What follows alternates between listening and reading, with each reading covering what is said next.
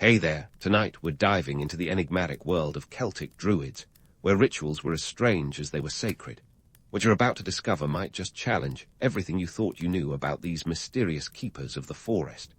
If these stories help you unwind, I'd love a quick like or subscribe, but only if they're genuinely working for you. I'm curious where in the world you're listening from, so drop your location and local time in the comments. It's amazing seeing our little community span the globe through these historical tales. Now settle in, maybe turn on some white noise or grab your favorite blanket, and let's drift into tonight's story together. You're standing at the edge of a misty grove, the air thick with anticipation, as you watch a group of figures in flowing white robes move about with an aura of mystery and authority. These are your local druids, the rock stars of Celtic society, minus the electric guitars, but with an extra dose of ancient wisdom. Now, before you get swept away by the romantic image of these mystical figures with their flowing beards and enigmatic smiles, let's dive into the real story behind these enigmatic characters who could make Merlin look like a mere apprentice magician. The Celtic Druids were the ultimate multitaskers of their time, serving a smorgasbord of roles that would make even the busiest modern-day professionals break a sweat. They were lawgivers, philosophers, judges, and yes, occasionally the party planners. But let's clear up a few things right off the bat. These druids weren't just about chanting in oak groves or brewing potions with questionable ingredients. Forget what you saw in that last fantasy series binge-watching session. The truth is both less magical and more fascinating. First things first, druids didn't just pop out of thin air like an unexpected plot twist. Their roots trace back to around the 4th century BCE, primarily in what we now call Britain, Ireland, and Gaul.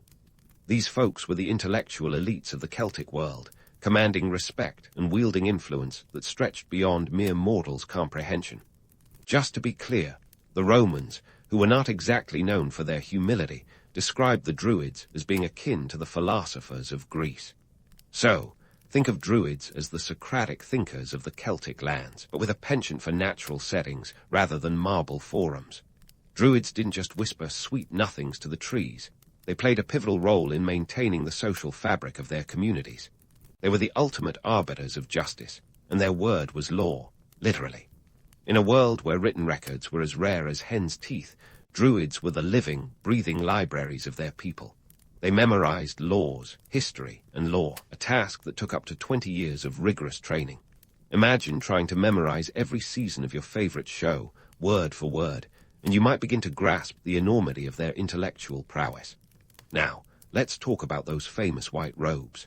Yes, Druids did wear them, but not because they wanted to stand out at the latest Druidic gala. According to ancient sources, the white robes symbolized purity and their connection to the divine, which is slightly less glamorous than a red carpet, but infinitely more celestial. And about those oak groves, they were more than just picturesque backdrops. Oaks were considered sacred, representing strength and endurance, qualities every druid aimed to embody. So, when they gathered in these hallowed spaces, it was more about connecting with nature and the divine rather than staging an ancient fashion show. As for the magical powers ascribed to druids, let's just say that the line between myth and reality gets a little fuzzy, much like trying to find your way through a Celtic mist. The Romans, ever the embellishers, loved to paint the druids as mysterious sorcerers capable of controlling the elements or transforming into animals. While these tales make for great fireside stories, the truth is less supernatural. Druids were deeply knowledgeable about the natural world, and their magic was often grounded in their understanding of herbal remedies and natural phenomena. Think of them more as early scientists than wizards with wands. But don't let the Romans fool you. Druids weren't just about peace and love. They had a darker side that even the most chill among them couldn't deny.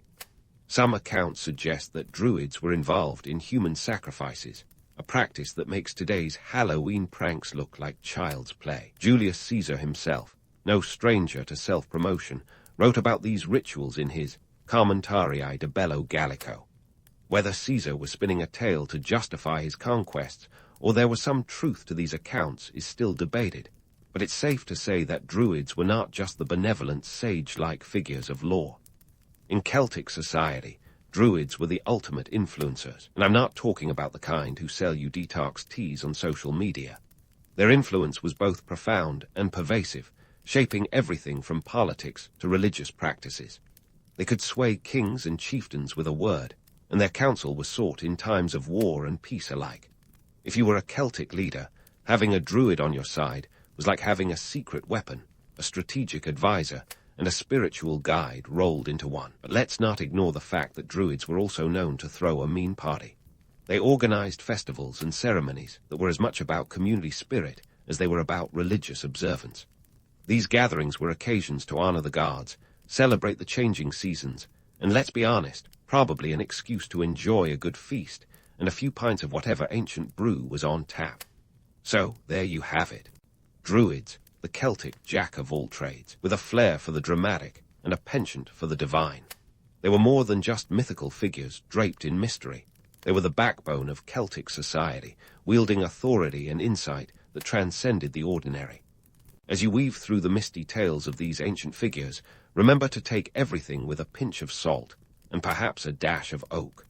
The Druids may have been shrouded in legend, but their impact was as real as the ground you stand upon. And in this world of ancient wonders, that's saying something. But let's not pack up our historical toolkit just yet, because the Druids have more to offer than just party planning and philosophical musings. When we dive into their rituals, we're not just talking about moonlit gatherings and mystical chants. No, the Druids had a flair for the dramatic that included some eyebrow-raising practices, like human sacrifice. Now, before you start picturing scenes from your favorite horror flick, let's break down the gritty reality, economic rationale, and political maneuvering behind these notorious events. The most infamous of these rituals is the Wicker Man's sacrifice. Picture a colossal figure made of twigs and branches, towering over the landscape like an ominous guardian. According to Roman accounts, particularly those penned by Julius Caesar, our favorite Roman drama queen, this giant effigy was used to burn human sacrifices. But here's where the skepticism kicks in. Was Caesar spinning a yarn to boost his conquest narrative, or was there a kernel of truth wrapped in hyperbole? Archaeological evidence doesn't exactly support the image of mass human barbecue parties. While we have found evidence of ritualized sacrifices among the Celts, the scale and frequency reported by Roman scribes seem a bit too grandiose. So, what was the economic and political rationale behind such practices if they did occur? Well, consider the power dynamics at play. In a society where the Druids wielded immense spiritual and judicial power, the act of sacrifice could serve as a potent tool of control and cohesion. If the harvest failed, or the tribe faced existential threats, offering a life to the gods could be seen as a necessary, albeit grim, transaction to ensure prosperity or victory. It's a harsh reality, but think of it as the ultimate insurance policy against the whims of fate. In a world where the gods were believed to have a direct hand in everyday affairs, keeping them appeased was akin to maintaining a favorable political alliance. Moreover, the act of sacrifice was as much about spectacle as it was about spirituality. These ceremonies were public affairs, binding the community together in a shared experience that reinforced social hierarchies and the Druids' authority. It was a tangible demonstration of the Druids' role as intermediaries between the mortal and the divine, a role that underscored their indispensability in Celtic society. The economic cost of these sacrifices, whether in terms of livestock, goods, or unfortunate individuals, was outweighed by the perceived benefits of divine favor and social stability. Now, let's turn our gaze to the Roman accounts that color our understanding of these rituals. The Romans, ever the masters of propaganda, often portrayed the Celts and their Druids as barbaric and uncivilized. This wasn't just idle gossip. It was a calculated move to justify their expansionist agenda. By painting the Druids as sinister sorcerers performing dark rites, the Romans could rally public support for their campaigns in Gaul and Britain. It's a classic case of us versus them, with the Druids cast as the exotic other, a foil to Rome's supposed enlightenment. Yet, not all Roman accounts are to be dismissed as mere sensationalism. Some observers, like the historian Tacitus, offered more nuanced views, acknowledging the Druids' sophisticated understanding of nature and their role as cultural custodians. Still, the image of the Druid as a bloodthirsty priest lingered, a testament to the power of narrative in shaping cultural perceptions. But before we get too cynical, let's remember that the Romans had a vested interest in portraying their enemies as morally inferior. After all, it's easier to conquer a people when you can claim moral superiority. Archaeological evidence, while scant, provides a more balanced perspective. Excavations have uncovered sites with human remains that suggest ritualized killings, but these are far from the mass sacrifices described by Roman authors. Instead, they point to a society where such practices were rare events, reserved for specific occasions of crisis or significance. The evidence speaks of a culture where human life was both revered and expendable, a paradox that underscores the complexity of the Celtic worldview. In unraveling the rituals of the Druids, we confront a tapestry woven with threads of myth, fear, and political expediency. The Druids were not merely mystical figures shrouded in the mists of legend. They were pragmatic leaders navigating the harsh realities of their world. Whether orchestrating sacrifices or advising kings, their actions were driven by a blend of spiritual conviction and worldly necessity. It's a narrative that challenges our romanticized notions of the past, inviting us to see the Druids as they truly were, human beings grappling with the eternal dance of power, faith, and survival. As we continue to peel back the layers of Druidic life, keep in mind that every ritual, every sacrifice was a reflection of the times. These were not mindless acts of brutality, but calculated decisions steeped in the economic, social, and political currents of the age. And while the truth may lack the allure of legend, it offers something far richer, a deeper understanding of how our ancestors made sense of their world, and perhaps a mirror to our own. Now, as we leave behind the shadowy world of Druidic rituals and their gory details, let's shift our gaze to the heavens, a perfect segue, because the Druids were nothing if not celestial aficionados. Picture this. Long before smartphones buzzed with reminders, the Druids were the original calendar app, keeping time with nothing more than the sky above and the earth below. Their connection with nature wasn't just spiritual, it was downright practical. They were the walking, talking, robe-wearing Google calendars of their day, minus the notifications about missed meetings. Let's talk solstices and equinoxes. These aren't just buzzwords for your hipster friend who's really into astrology. For the Druids, these celestial events were the backbone of their calendar and their rituals. We're talking about the winter solstice, the shortest day and longest night of the year. Imagine the sun barely dragging itself over the horizon before ducking back under its celestial blanket. The Druids marked this day with feasts and fire, a celebration of light's inevitable return, a concept that still resonates in our modern obsession with the New Year's fresh start. Fast forward to the summer solstice, and the Druids were in full festival mode. This was the longest day of the year, when the sun seemed to hang in the sky like a stubborn guest who just won't leave the party. For the Druids, this was a time of fertility and abundance, a moment to honor the life-giving power of the sun. Today, we might celebrate with beach barbecues and SPF 50, but back then, it was all about drumming, dancing, and maybe a little bit of Druidic divination thrown in for good measure. Equinoxes, those twice-a-year balancing acts when day and night are of equal length, were equally significant. The spring equinox marked the return of life after winter's harsh embrace, while the fall equinox signaled the coming of the harvest, a time to gather the fruits of the earth and prepare for the lean months ahead. In a world without supermarkets or food delivery apps, understanding these cycles was a matter of survival, not just New Age philosophy. Now, how did these ancient timekeepers work their magic? Forget crystal balls and tarot cards. The Druids had a sophisticated understanding of astronomy. They could track the movement of the stars and the phases of the moon with precision that would make NASA envious. Sites like Stonehenge weren't just giant rock circles for Instagram selfies.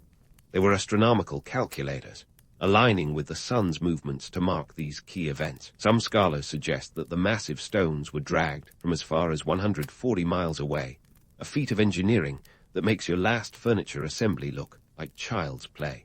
But why did the Druids care about all this cosmic choreography? It wasn't just about throwing a good solstice shindig.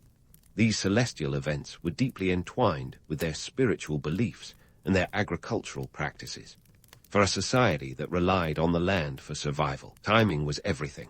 Plant too early, and frost would nip your crops in the bud. Harvest too late, and you'd be left with a winter pantry emptier than a New Year's resolution. The Druids were the ultimate weathermen, predicting seasonal shifts with an accuracy that would put your favorite meteorologist to shame. And let's not forget the economic side of things. Managing agricultural output wasn't just about feeding the tribe. It was a matter of trade and wealth. The Celts traded extensively with neighboring regions, and a bountiful harvest meant more goods to barter. The Druids, with their celestial insights, were key players in this economic dance. They were the ones who determined when to plant, when to harvest, and when to sell. It was an intricate balancing act of cosmic proportions, a blend of spirituality and practicality that kept the wheels of Celtic society turning. Now, let's bring this ancient wisdom into the 21st century. Today, we've traded celestial observatories for digital calendars, and our understanding of time is more about deadlines than divine cycles. But there's something inherently appealing about the simplicity and harmony of the Druidic worldview.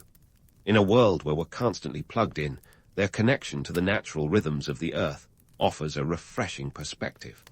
Think of it as the original mindfulness practice, a way to align oneself with the natural world rather than being at its mercy. And yet, isn't it ironic?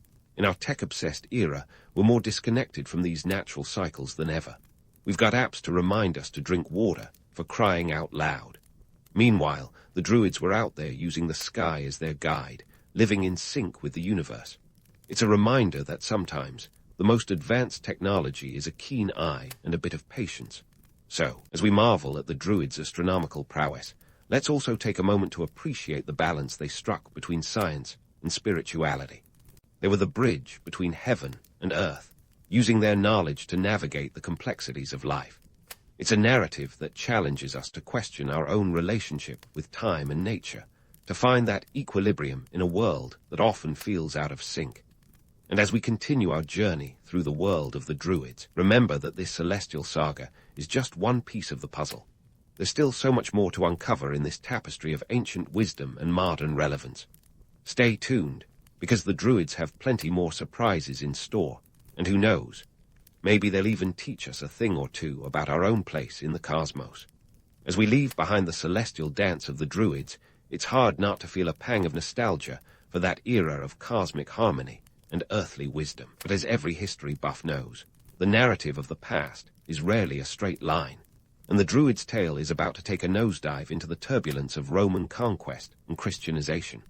It's a story as rich in conflict as it is in culture, where the mystical allure of the Druids met the cold, hard reality of imperial expansion and religious transformation.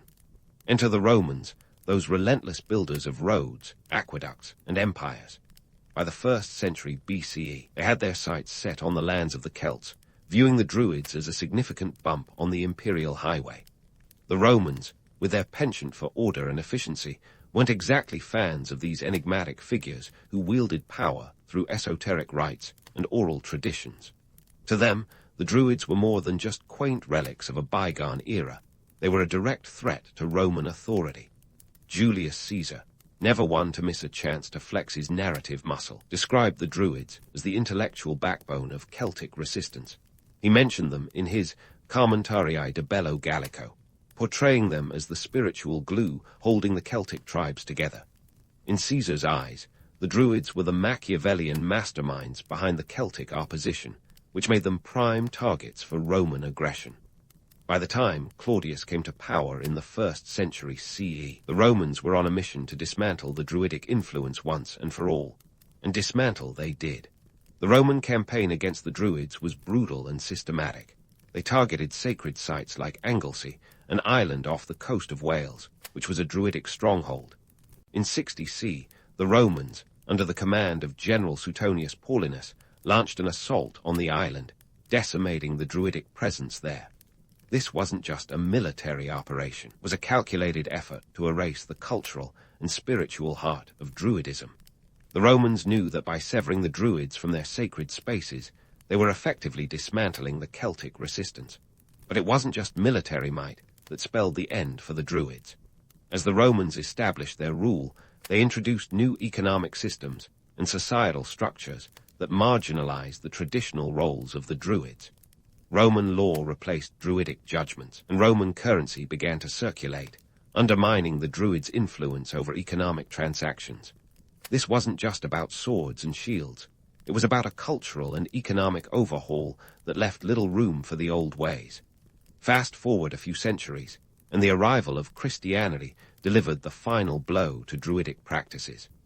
By the 5th century, the Christian Church was on a mission to convert the pagan masses, and the Druids, with their deep ties to the old gods and natural world, were an obvious target. The Church's message of one God, one truth, was fundamentally at odds with the Druidic pantheon and their reverence for the natural order.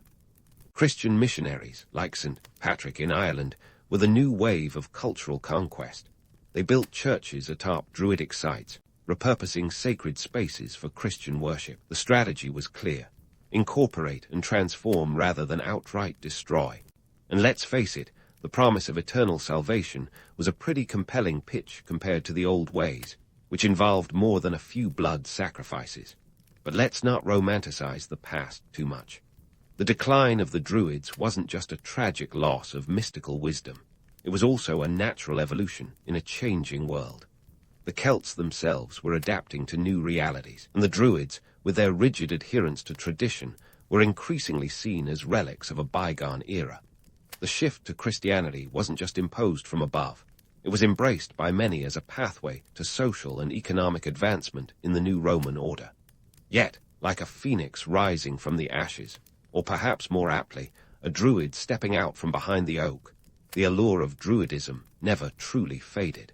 Fast forward to the 18th and 19th centuries, and you'll find a romantic revival of all things Druidic. This was the age of Romanticism, where the mists of Avalon whispered to those disillusioned by the Industrial Revolution's cold march of progress. Suddenly, Druidism was back in vogue, but this time it was less about celestial calendars and more about escapism. The revivalists were entranced by the idea of a mystical past, conveniently overlooking the harsher realities of Druidic life. They donned robes and performed ceremonies, embracing the aesthetic without the blood sacrifices, of course. It was a time when the image of the wise, nature-loving Druid was repurposed as a symbol of resistance against the dehumanizing grind of modernity. Ironically, what was once a pragmatic, albeit mystical, role in society became a romantic symbol of what was perceived to be lost. And what does this modern fascination with Druidism say about us? Perhaps it speaks to our eternal quest for mystery, our longing for connection to something greater than ourselves. In an age where information is at our fingertips, the mystery of the Druids offers a tantalizing glimpse into a world where knowledge was sacred and hard-won. It's a reminder that, despite our technological prowess, there's something timeless about the human desire to find meaning in the stars and the stories we tell. As we unravel the threads of Druidic history, it's worth pondering why we cling to these ancient narratives. Is it the allure of the unknown, or a deeper yearning for simplicity in an increasingly complex world? Whatever the reason, the Druids continue to captivate our imagination, challenging us to look beyond the surface and question the narratives we've inherited. So, as we wrap up this chapter in the saga of the Druids, let's remember that history is never a closed book. The Druids, with their blend of myth and reality, remind us that the past is not just a series of events, but a tapestry woven with the threads of human experience. There's still more to explore, more to question, and more to learn from these ancient figures who continue to cast their enigmatic shadows over our modern lives. Stay tuned, because the journey is far from over. There's still much to uncover in the world of the Druids, and who knows, perhaps they'll surprise us yet again with their timeless wisdom and enduring allure. And with that, we've reached the grand finale of our Druidic deep dive. But before we close the curtains on these enigmatic figures draped in myth and mist, let's take a moment to ponder their legacy. Why do Druids still capture our imagination, long after the last oak grove fell silent and the final solstice feast flickered out? In a world where we've traded scrolls for screens, it's worth considering why we still look back at these ancient mystics with a mix of awe and curiosity. First, let's tackle the obvious. Pop culture loves a good Druid. From best-selling fantasy novels where they're portrayed as wise and mystical guides, to blockbuster films that depict them as nature's ultimate caretakers, Druids have become the ultimate symbol of mystical wisdom. They've been cast as everything from benevolent sages to sinister cult leaders, reflecting the broad spectrum of our fascination with the unknown. And why not? The Druids offer a tantalizing blend of nature and mystery that taps into our deepest yearnings for magic in a world that often feels all too mundane. But what's really behind this ongoing enchantment? It's more than just a fondness for flowing robes and secretive chants. Our fascination with Druids speaks to a deeper quest for identity and meaning, especially in a world that often feels disconnected from the natural rhythms that once governed our lives. In an era of instant gratification and constant digital noise, the image of the Druid standing in serene communion with nature offers a soothing counter-narrative. They're the ultimate antidote to our technology-driven lives, reminding us of a time when wisdom was hard-earned through observation and introspection, not a quick Google search. Yet, while we romanticize the Druids as wise custodians of ancient knowledge, it's crucial to remember that their world was not all starry skies and sacred groves. The harsh realities of survival in ancient Celtic society, where the whims of nature could mean the difference between feast and famine, shaped their beliefs and practices. The Druids' deep connection to the land was not just spiritual, but a practical necessity, a way of life that demanded a keen understanding of the environment and its cycles. And let's not forget the economic and political realities that shaped their role. The Druids were not merely spiritual guides. They were power players in a complex societal structure. They advised kings, mediated disputes, and held sway over the legal and religious fabric of their communities. Their influence extended beyond the mystical into the very heart of Celtic governance. It's a reminder that even the most revered figures are subject to the currents of power and politics. So, why do we cling to their legends even as we debunk them? Perhaps it's because the Druids represent a bridge between the rational and the mystical, a connection to a world where the two were not seen as mutually exclusive.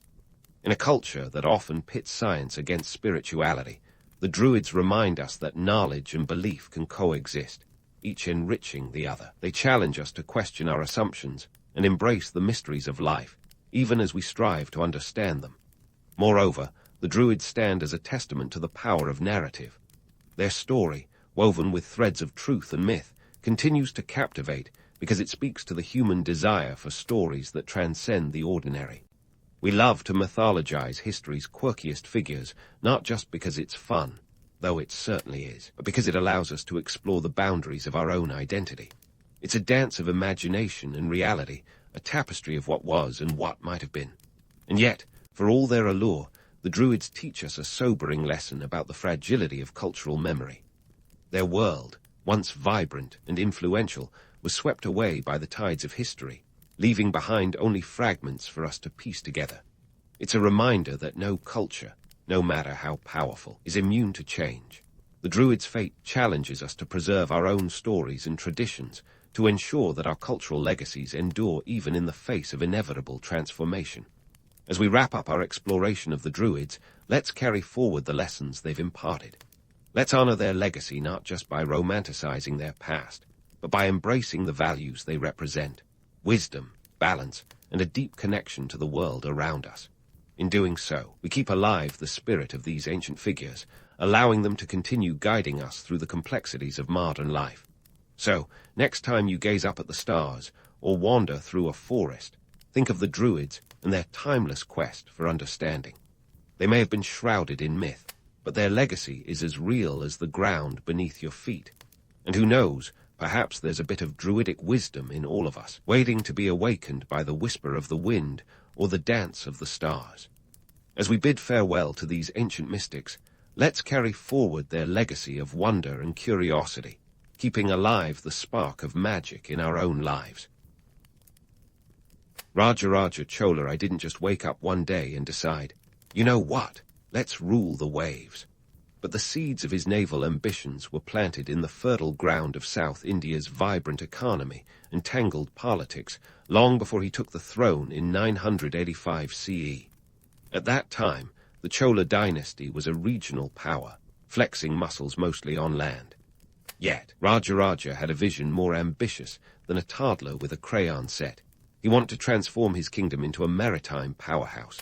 Now, What is it about water that makes people want to conquer it? Maybe it's the lure of new lands or the sweet siren call of exotic trade goods. For Raja, the sea meant economic opportunity, a chance to turn the Indian Ocean into his personal trade highway. And yes, it was also about power, as most things in history tend to be. He understood that controlling the waves was kind of like having the ultimate fast pass at a theme park, one filled with spices, textiles, and crucially, influence. Back then, the Bay of Bengal was no sleepy backwater. It was a bustling hub of commerce connecting India with Southeast Asia. The Cholas had always been savvy traders, but they were starting to eye the potential for something bigger, something that made their terrestrial conquests look like practice rounds. Raja saw the sea as a path to wealth that could bolster his kingdom's coffers, funding further expansions and keeping those pesky neighboring powers in check. Of course, it wasn't just about the bling. The sea offered a strategic advantage. Imagine sitting on an oceanic bullseye where every major trade route crossed your path. That's what Raja wanted, a naval empire that could dominate the shipping lanes between India and Southeast Asia. It was a classic case of real estate mantra. Location, location, location. Except instead of beachfront property, it was all about the control of the sea lanes. Raja's ambitions were not just the stuff of dreams. There was cold, hard cash, or its medieval equivalent, involved. The Cholas were already known for their temples, adorned with gold and precious stones. But where did all that wealth come from? The economic engine behind this gilded age was trade, and expanding that trade meant expanding a naval presence. But let's not romanticize this seafaring saga too much. While Raja's vision sounds like the stuff of legend, the reality was a bit grittier. Building a navy wasn't just about sketching ships on parchment and hoping for the best. It required resources, timber for ships, skilled labor for construction, and not to forget, a hardy supply of sailors who weren't prone to seasickness. Plus, someone had to fund these maritime escapades, and that's where the kingdom's economic motivations really kicked in.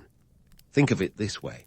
Raja was like a medieval venture capitalist, investing in a startup with high risks and even higher rewards. He needed to ensure his fleet was not only seaworthy, but also capable of intimidating anyone who dared challenge his nautical authority.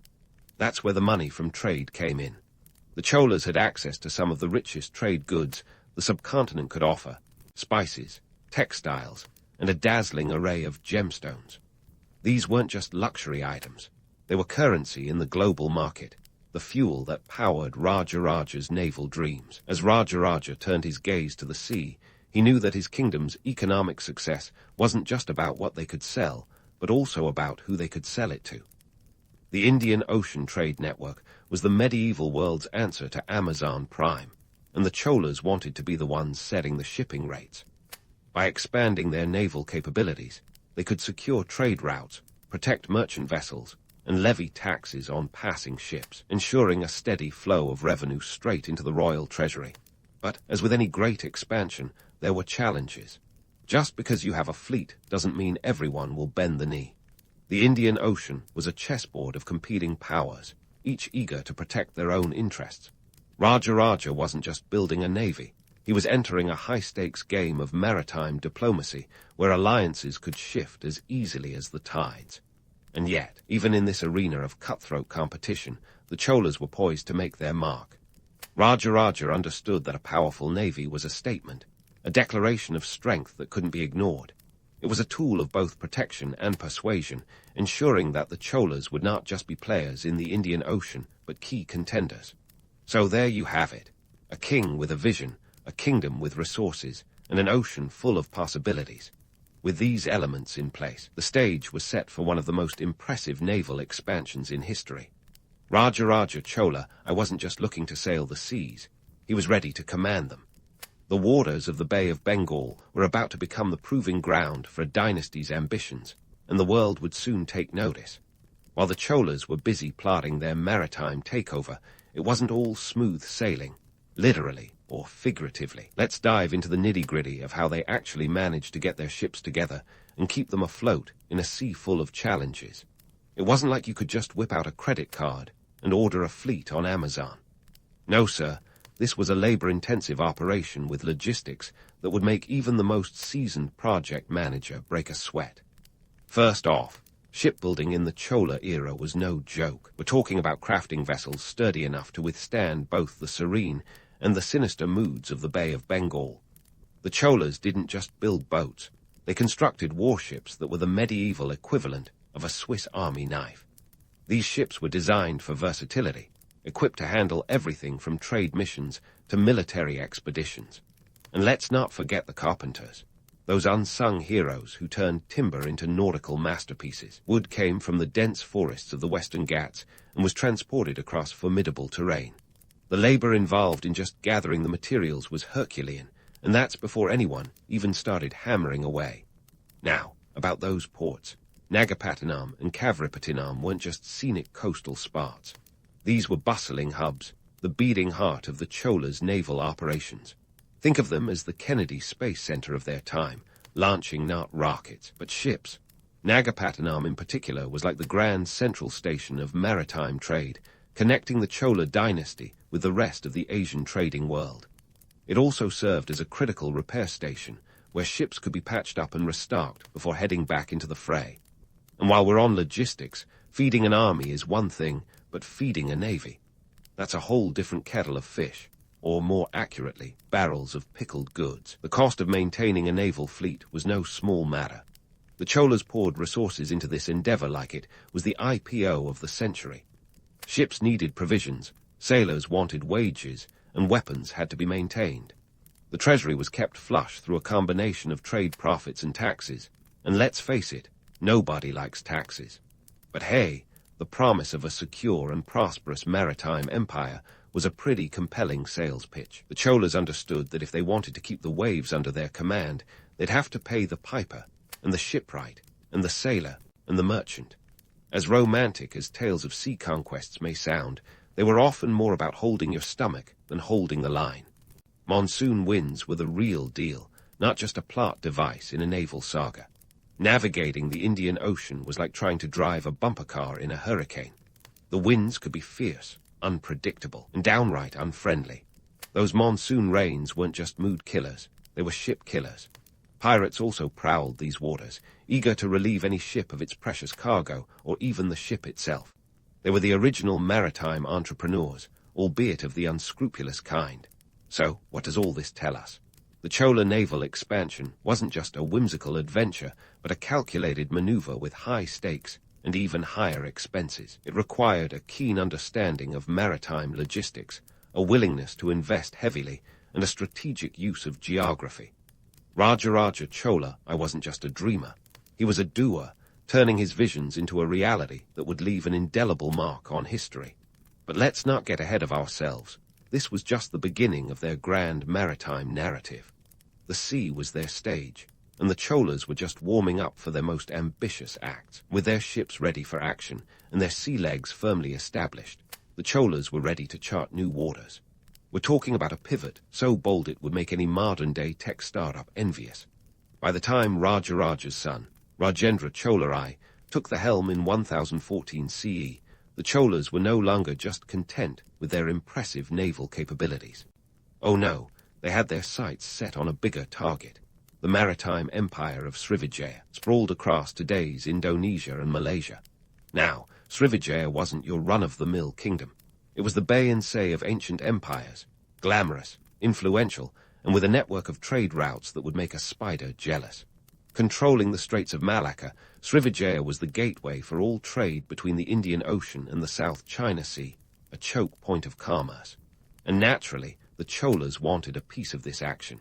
If you controlled this route, you didn't just control trade, you controlled wealth itself. In 1025 C, Rajendra Chola rolled out the red carpet for one of the most daring naval expeditions in history. This wasn't just a journey of exploration.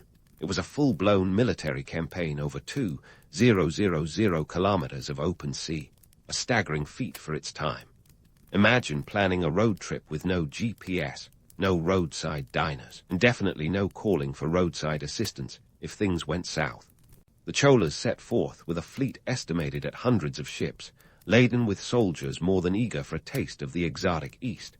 But why was Rajendra so focused on Srivijaya?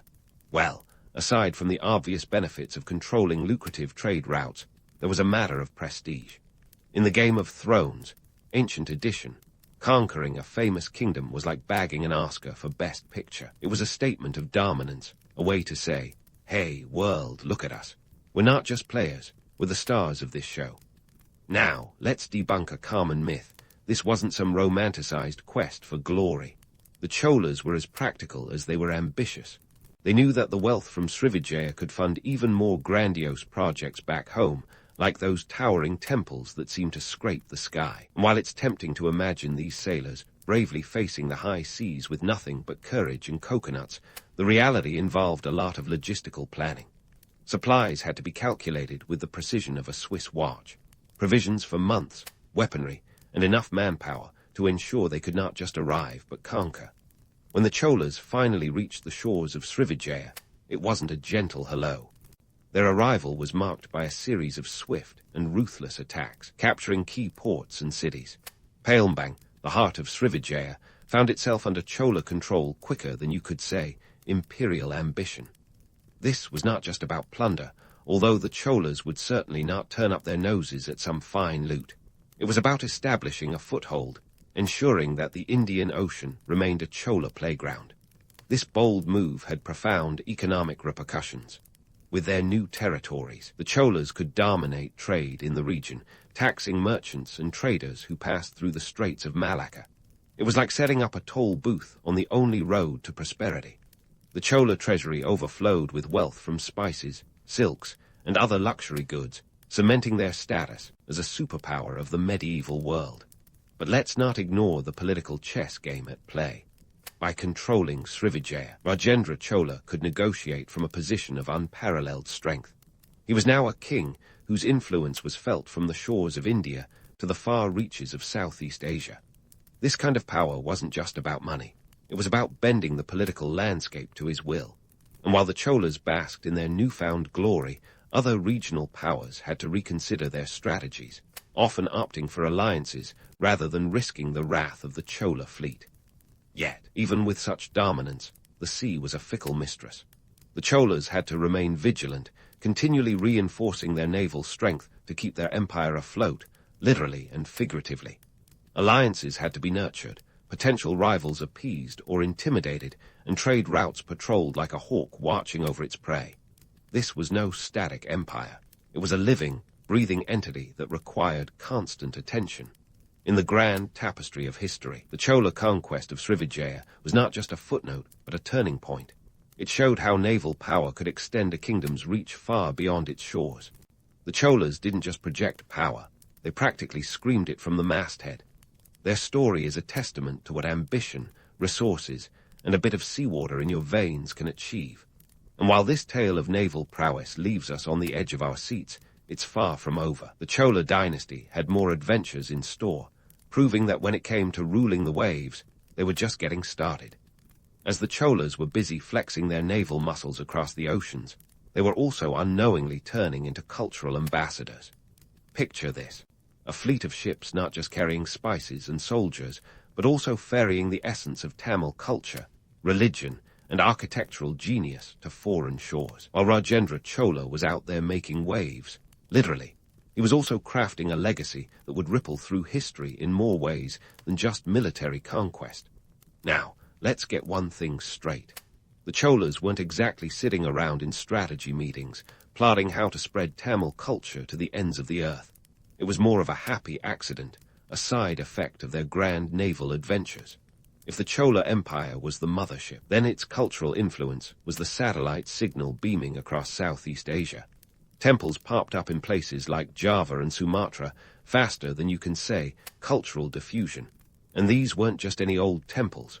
We're talking about architectural masterpieces that could give even the most grandiose European cathedrals a run for their money.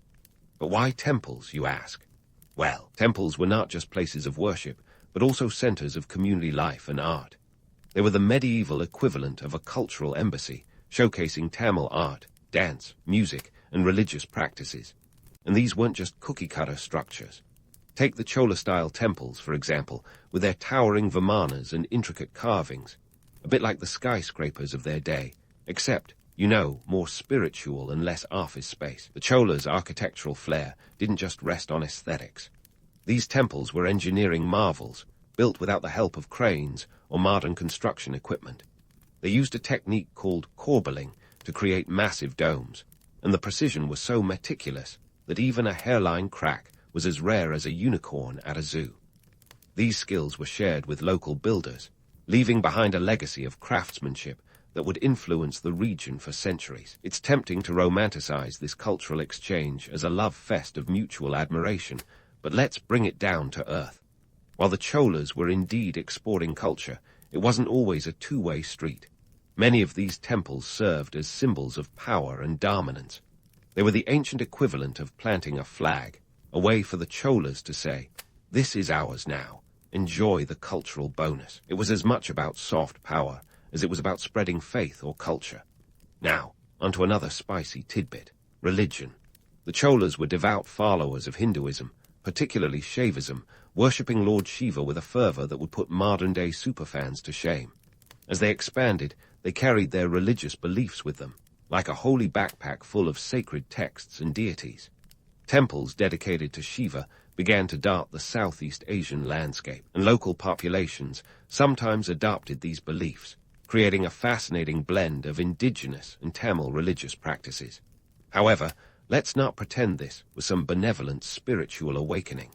The Cholas often used religion as a tool of governance.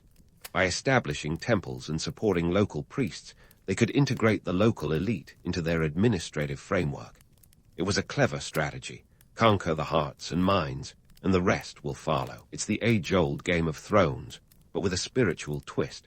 But before we get too carried away with visions of a Tamil renaissance sweeping across the seas, it's important to acknowledge the reality check. Cultural exchanges were not always harmonious affairs. They came with their fair share of tension and resistance. Local populations didn't always welcome these foreign customs with open arms. Integration was a slow, often contentious process, a cultural tug-of-war where traditions were both adopted and adapted. And let's not forget the role of trade in this cultural symphony. The Cholas were savvy merchants, and the trade routes they dominated were the arteries through which culture flowed. Ships that brought back sandalwood and spices to India also carried Tamil literature and art to foreign lands. Trade wasn't just about goods, it was about ideas, a fact that the Cholas exploited with the enthusiasm of a kid in a candy store. Now, about those romantic myths. It's easy to picture the Chola cultural expansion as a beautiful exchange of art and ideas, but the truth is often far more nuanced. Cultural diffusion was as much about survival and adaptation as it was about artistry and enlightenment. The Cholas, while undoubtedly influential, were not the only players in this game. Southeast Asia was already a melting pot of cultures and religions, and while the Cholas added their own spice to the mix, they were not the sole chefs in the kitchen. Yet, the allure of the Chola legacy is hard to resist. Their cultural footprint is still visible today, from the temple ruins of Indonesia to the dance forms that echo ancient Tamil traditions. It's a testament to the power of cultural exchange, even when it happens by accident. The Cholas may have set out to conquer the seas, but they ended up doing so much more. They became accidental ambassadors of a civilization, leaving behind a legacy as rich as the spices they traded. As we sail onward in this tale, remember that the Chola story is far from over. The cultural exchanges they initiated were just the beginning, setting the stage for an even more complex web of interactions. So keep those sails unfurled and your compass steady, because the seas of history have many more tales to tell. As we sail onward in this tale, remember that the Chola story is far from over. Their cultural exchanges were just the beginning, setting the stage for an even more complex web of interactions. But let's not get too carried away on the winds of nostalgia. For every rise, there's a fall, and the Chola dynasty, with all its nautical swagger, was no exception. First, let's talk about the elephant in the room, or should I say, the elephant in the fleet: internal strife. The Chola dynasty was like a soap opera, complete with family drama that would make Shakespeare's Hamlet seem like a light comedy. By the 13th century, internal divisions began to crack the once formidable Chola Empire. Succession disputes, the bane of monarchies everywhere, tore through the dynasty like a hurricane through a deck of cards. As various factions vied for power, once clear chain of command began to look more like a tangled ball of yarn, causing delays and confusion that a naval fleet simply couldn't afford. Now, let's add some economic realities to the mix. The Cholas had built their empire not just on ships and soldiers, but on trade. However, the wheels of global commerce are as fickle as a cat on a hot tin roof. Over time, trade routes shifted, and the Cholas found themselves on the less profitable end of the bargain. The lucrative routes they once controlled started slipping through their fingers like sand as new competitors entered the fray. Emerging powers, such as the Pandyas and Hoysalas, chipped away at the Chola territories, slicing off pieces of the empire like it was a pie at a family dinner, and the Cholas were left with the crusts. Meanwhile, the geopolitical landscape was transforming faster than a chameleon in a disco. The Cholas, once the unchallenged masters of the Indian Ocean, faced new rivals who weren't just content with being background dancers in the grand naval ballet. The rise of the Delhi Sultanate in the north and the expansion of the Islamic empires in the west introduced new power players who weren't interested in playing nice. These emerging forces wielded not only swords, but also new economic strategies that left the Cholas scrambling to keep up. And it wasn't just political rivals the Cholas had to worry about. Nature herself seemed to conspire against them. The very seas that had once been their highway to prosperity turned turbulent. Monsoon patterns shifted, causing havoc for their fleet and trade routes. It was as if the ocean had decided to remind the Cholas who was really in charge.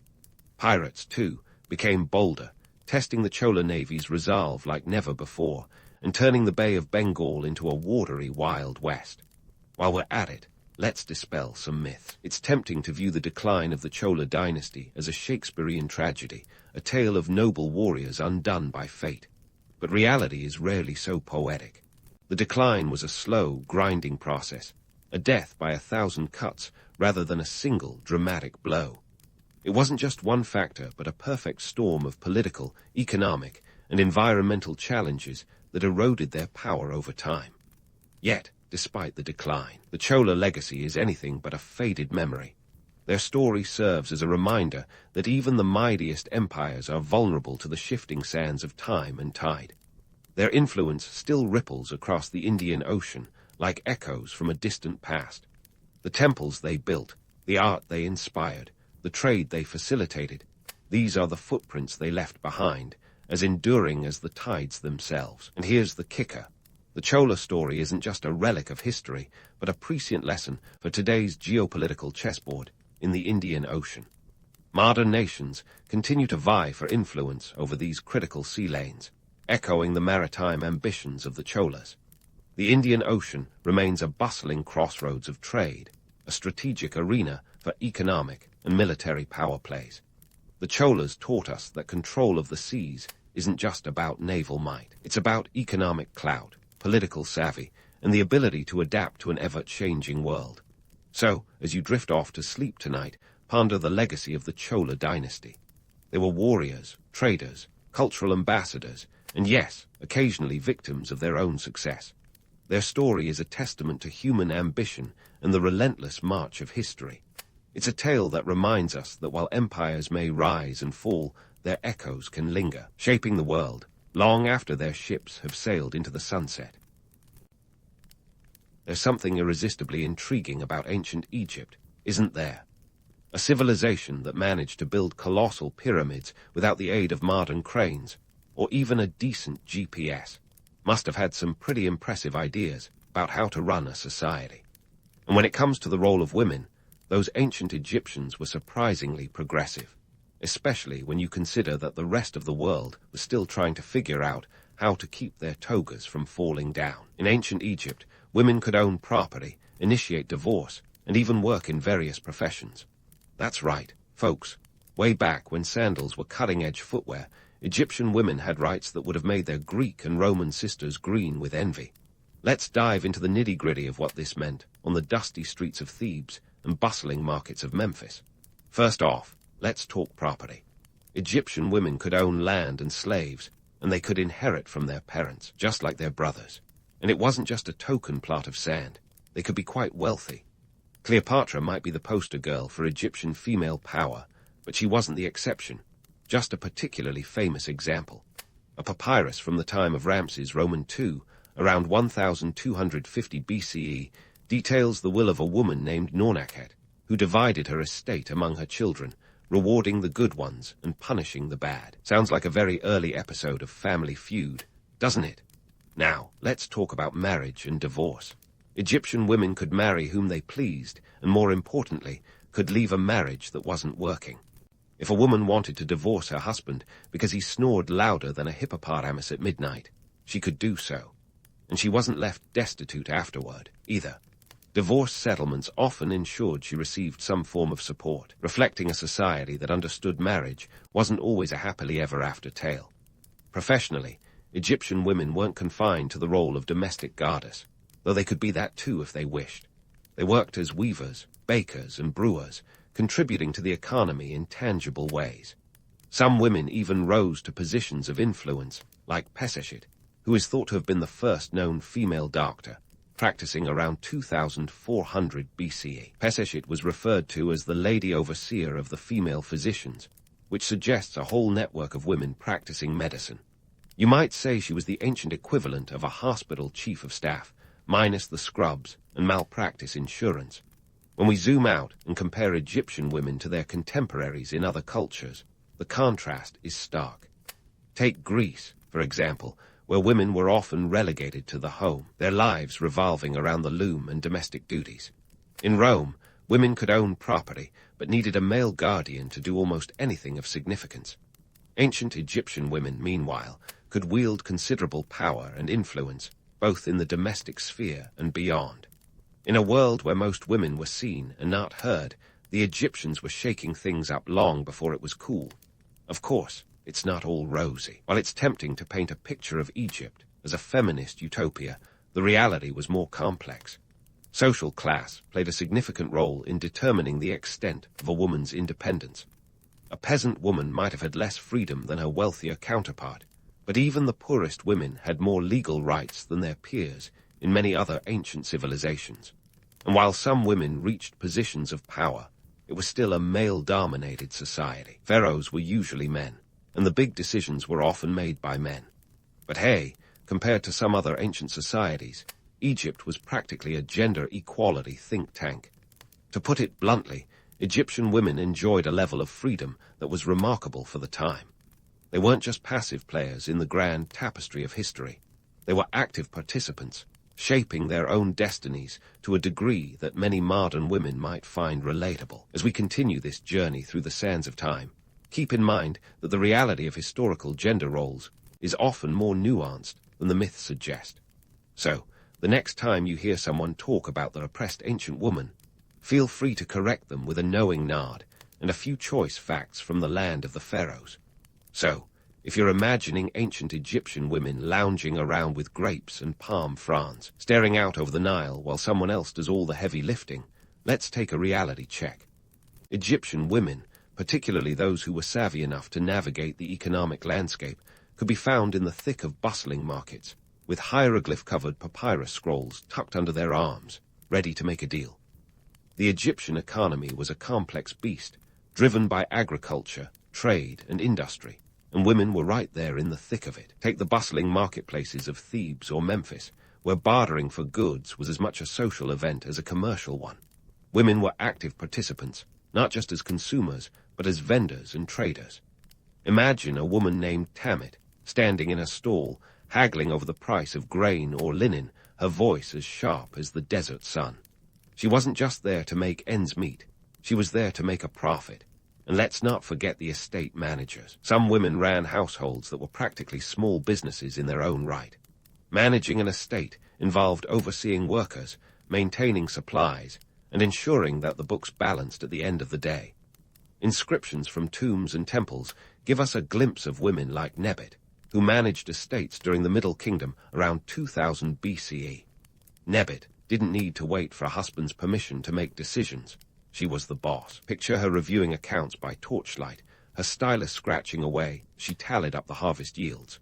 You see, in this land of sand and sun, economic power was closely tied to social status. and women with the means and the wit could wield considerable influence. They could be landowners, hiring workers to tend their fields, or they could lease their land to others, collecting rents much like a modern-day landlord. There's even evidence of women lending money and goods, acting as financiers in a society where credit was a necessity, not a luxury. It's a fascinating paradox. In a world where you might assume women were sidelined, they were actually key players in the game of economic chess. But let's not get carried away with the glamour of it all. Sure, running a business or an estate sounds empowering, but it was also a grind. The reality of managing a household or a stall in the market was far from leisurely. You had to be shrewd, strategic, and sometimes downright ruthless to succeed. Failure wasn't just a personal setback. It could mean the difference between prosperity and poverty for an entire family. That's a heavy crown to wear, even if it is metaphorical. Moreover, while women of means had these opportunities, for the average woman, life was a constant hustle. The daily grind involved long hours, hard work, and a good dose of grit. There was no room for idleness, and a woman's worth was often tied to her ability to contribute economically to her household. The idea of the lady of leisure was as much a fairy tale back then as it is now. Let's not gloss over the fact that these opportunities were predominantly available to women of higher social standing. Your average peasant woman wasn't lounging about under a palm tree with gold bangles jangling on her wrists. She was more likely knee-deep in crops, working the fields alongside her husband or family, or perhaps weaving baskets to sell at the local market. Social class, as always, played a significant role in dictating what women could and couldn't do. Yet, it wasn't all doom and gloom. Even those without wealth had legal rights that were practically unheard of in other ancient societies. Women had the right to initiate lawsuits, represent themselves in court, and sign contracts. They operated in a legal system that acknowledged their autonomy to a degree that was nothing short of revolutionary for the time. So, while the romantic image of Egyptian women might involve lounging in opulent surroundings, the truth is their lives were a blend of power and practicality, luxury and labor. They were not merely the passive recipients of male generosity. They were active participants in their society's economic life, often the unsung heroines of their own stories. As we delve further into this historical tapestry, remember that the past is never as simple as it seems. The grit and grind behind the glamour are what make these stories so compelling. Stick around, because we've only just begun to unravel the complex, often contradictory, roles these women played in the ancient world. Amidst the vibrant tapestry of ancient Egyptian life, we find an intriguing subplot, the political prowess of women. While many might assume that the corridors of power were exclusively male domains, filled with the aroma of incense and testosterone, the reality was far more nuanced. Let's peel back the papyrus curtain on this one, shall we? In the realm of Egyptian politics, the ladies weren't just decorative fixtures perched on thrones for aesthetic balance. Indeed, some wielded influence so profound it could make even the most seasoned male statesman break into a sweat. Take Hatshepsut, for instance. Ruling as pharaoh from about 1479 to 1458 BCE, she's often hailed as one of Egypt's most successful rulers. Sure, she had to don the ceremonial beard to assert her authority. Gender norms were still a thing, after all, but her reign was no mere masquerade. Under her leadership, Egypt flourished with trade networks stretching as far as Punt, modern-day Somalia, and grand architectural projects like a mortuary temple at Deir el-Bahri. It's a testament to her vision that a temple still draws crowds, proving that good design and powerful leadership truly do stand the test of time. But Hatshepsut wasn't the only queen who knew how to rule the roost, or the kingdom, for that matter. Cleopatra, the last active ruler of the Ptolemaic kingdom of Egypt, needs no introduction. Her story has been told and retold, often with a Hollywood gloss that rivals any blockbuster.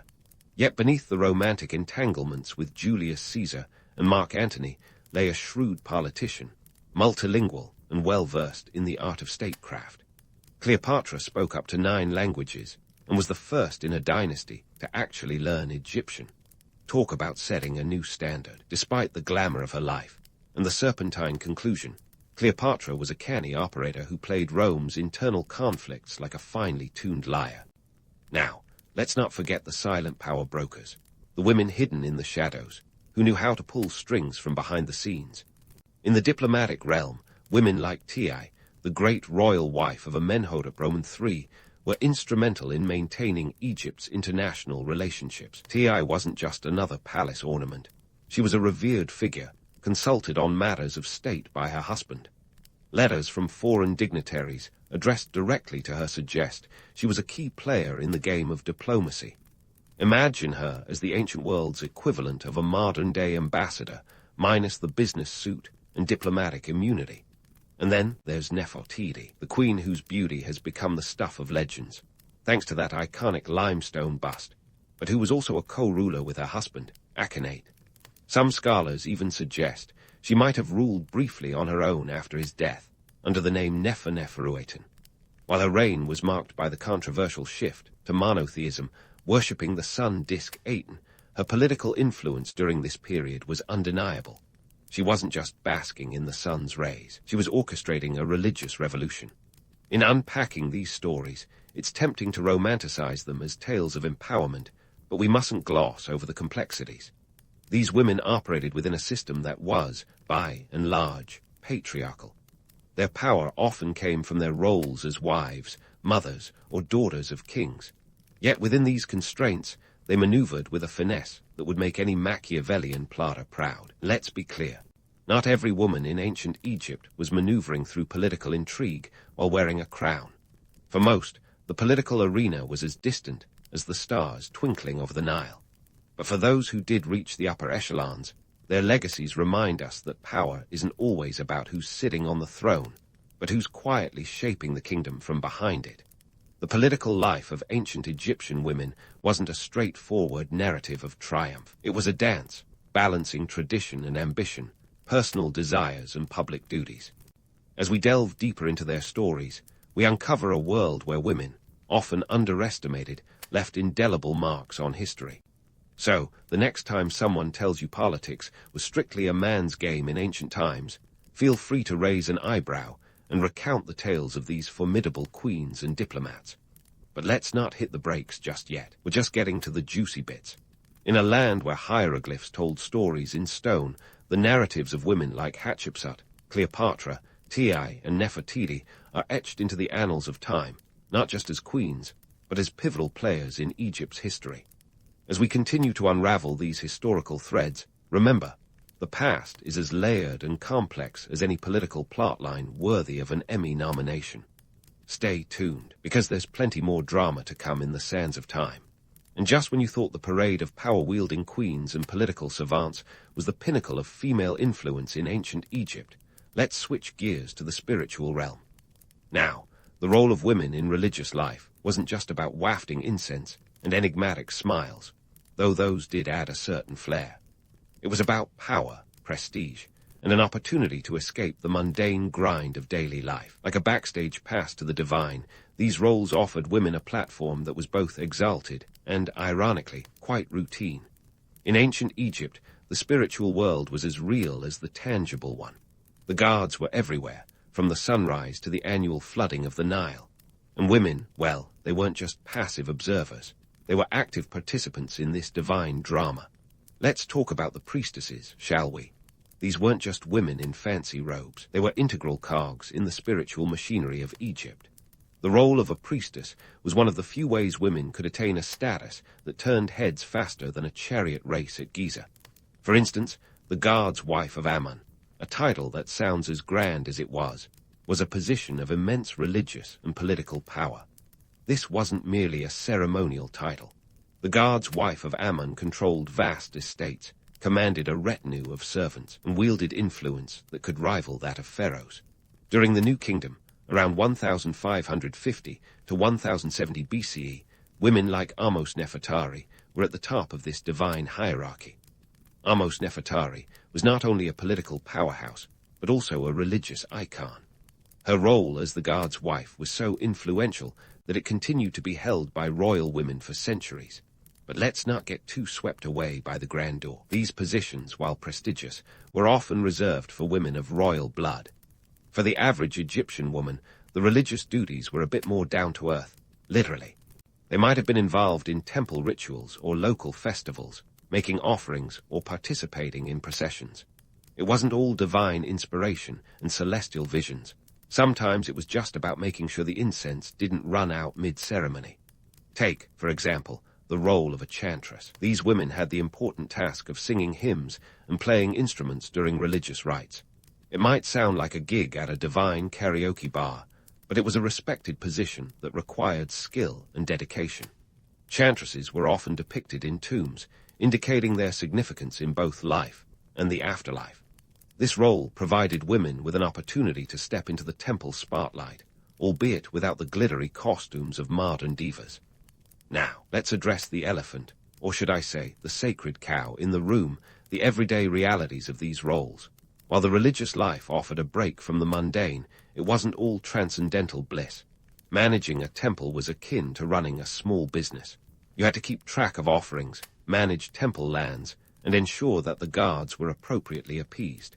Think of it as the ancient Egyptian version of project management, with a touch of the divine. Moreover, the life of a priestess or chantress wasn't necessarily free from the societal constraints of the time. They might have held spiritual power, but they were still living in a patriarchal society where men called most of the shots. The irony is palpable. Women could channel the voice of the gods, yet still needed a male relative to co-sign a property contract. And while we're myth-busting, let's dispel the notion that all Egyptian women were lounging in temples, sipping wine and chatting with the gods. For many, religious duties were intertwined with daily survival. Festivals and rituals were not just spiritual events, but also opportunities to trade, socialize, and make essential connections. The line between the sacred and the secular was as fluid as the Nile's annual inundation. In the grand tapestry of ancient Egyptian life, women's roles in religion were both a reflection of societal norms and a rare opportunity for autonomy and recognition. They navigated this spiritual landscape with a blend of reverence and pragmatism, embodying the duality of divine devotion and earthly existence. So, as we peel back the layers of this ancient civilization, it's clear that women in Egypt had a multifaceted relationship with power, be it political, economic, or spiritual. They were more than mere background players in a male-dominated society. They were pivotal participants in a complex historical narrative. As we prepare to delve even deeper into their stories, remember that the past is as rich and layered as the sands of the Sahara. Stick around. There's more to uncover, and the journey is far from over. As we continue to unravel the tangled threads of ancient Egyptian women's history, it's time to reflect on how their legacy has been both celebrated and skewed through the ages. Just as the Nile's waters transform the landscape, so too have the stories of these women evolved, often shaped more by modern imagination than by ancient truth. Take Cleopatra, for instance. Her name is synonymous with seduction and scandal, thanks to Shakespeare and Hollywood's penchant for drama. Yet, beneath the layers of eyeliner and asp-filled baskets lies the story of a savvy ruler who spoke multiple languages and expanded Egypt's influence through political acumen, not just bedroom diplomacy. Cleopatra's legacy has been distorted by the lens of male historians who often preferred tales of romantic intrigue over the less glamorous realities of statecraft. It's a bit like seeing a blockbuster movie based on a true story. Entertaining, sure, but not exactly a documentary. And then there's Hatshepsut, who ruled as pharaoh long before Cleopatra's time. Her reign was largely erased by her successors, her legacy buried under layers of stone and sand until modern archaeologists uncovered the truth. Her story reminds us that history is written by the victors, or in this case, those who survived to tell the tale. Hatshepsut's legacy as a successful ruler who ushered in an era of peace and prosperity often gets overshadowed by the fact that she wore a ceremonial beard to assert her authority. It's an intriguing detail, but one that shouldn't eclipse her achievements. Modern fascination with these figures often overlooks the gritty details of their lives, much like how tourists admire the pyramids without considering the backbreaking labor that built them. While we romanticize Cleopatra's dalliance with Roman generals, we might forget the economic strategies that kept Egypt afloat during her reign. It's easy to get swept up in the glamour, but let's not forget that behind every grandiose story is a ledger full of numbers, trade agreements, and logistical headaches. Speaking of logistics, let's dive into the economic context that shaped these women's lives. Ancient Egypt's economy was a complex web of agriculture, trade, and taxation, much like any modern economy, but with more papyrus and fewer spreadsheets. Women played crucial roles in this system, from managing households and estates to participating in temple economies. The god's wife of Ammon, for instance, wasn't just a religious figure, but also an economic powerhouse, controlling temple lands and resources. Imagine a CFO with a direct line to the divine, a unique blend of spirituality and spreadsheets. Yet, while some women wielded significant influence, the harsh reality was that most still navigated a society where men held the majority of power. It's a paradox that persists through time. Women could run businesses and manage estates, but political power often hinged on their relationships with men. Even Cleopatra, one of history's most famous queens, relied on her alliances with powerful Roman leaders to maintain her throne. It's a reminder that while women could be powerful players, they often played on a board designed by men. Now, let's fast forward to today and compare these ancient dynamics to our modern world. Gender roles have certainly evolved, but some of the challenges remain surprisingly familiar. Women today still fight for equal pay and representation in leadership roles, echoing the struggles of their ancient counterparts who had to navigate a male-dominated society. The more things change, the more they stay the same, it seems. Yet, it's crucial to acknowledge the progress that's been made. Unlike in ancient times, women today have legal protections and opportunities that would have been unimaginable in the days of the pharaohs. The very fact that we can study and discuss the lives of ancient Egyptian women is a testament to the strides we've made in understanding and appreciating women's contributions to history. As we wrap up this exploration of ancient Egyptian women's roles, let's remember that their stories are more than just fodder for myths and movies. They are a testament to human resilience and ingenuity, showing us that even in a world that often tried to sideline them, women found ways to assert their agency and shape their destinies. Whether managing a temple or ruling a kingdom, they were not just players in history's grand narrative, but authors of their own stories. In the end, the legacy of ancient Egyptian women is a complex tapestry woven with threads of power, pragmatism, and possibility.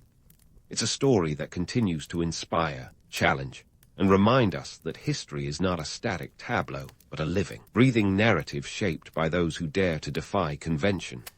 And as we look to the future, let's carry forward the lessons of the past, ensuring that the voices of women, both ancient and modern, are heard, honored, and celebrated.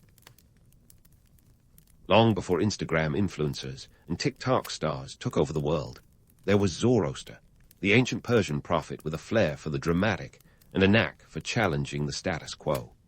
We're talking about a guy whose ideas were so revolutionary that they survived for over 500 years, influencing everything from Christianity to Islam.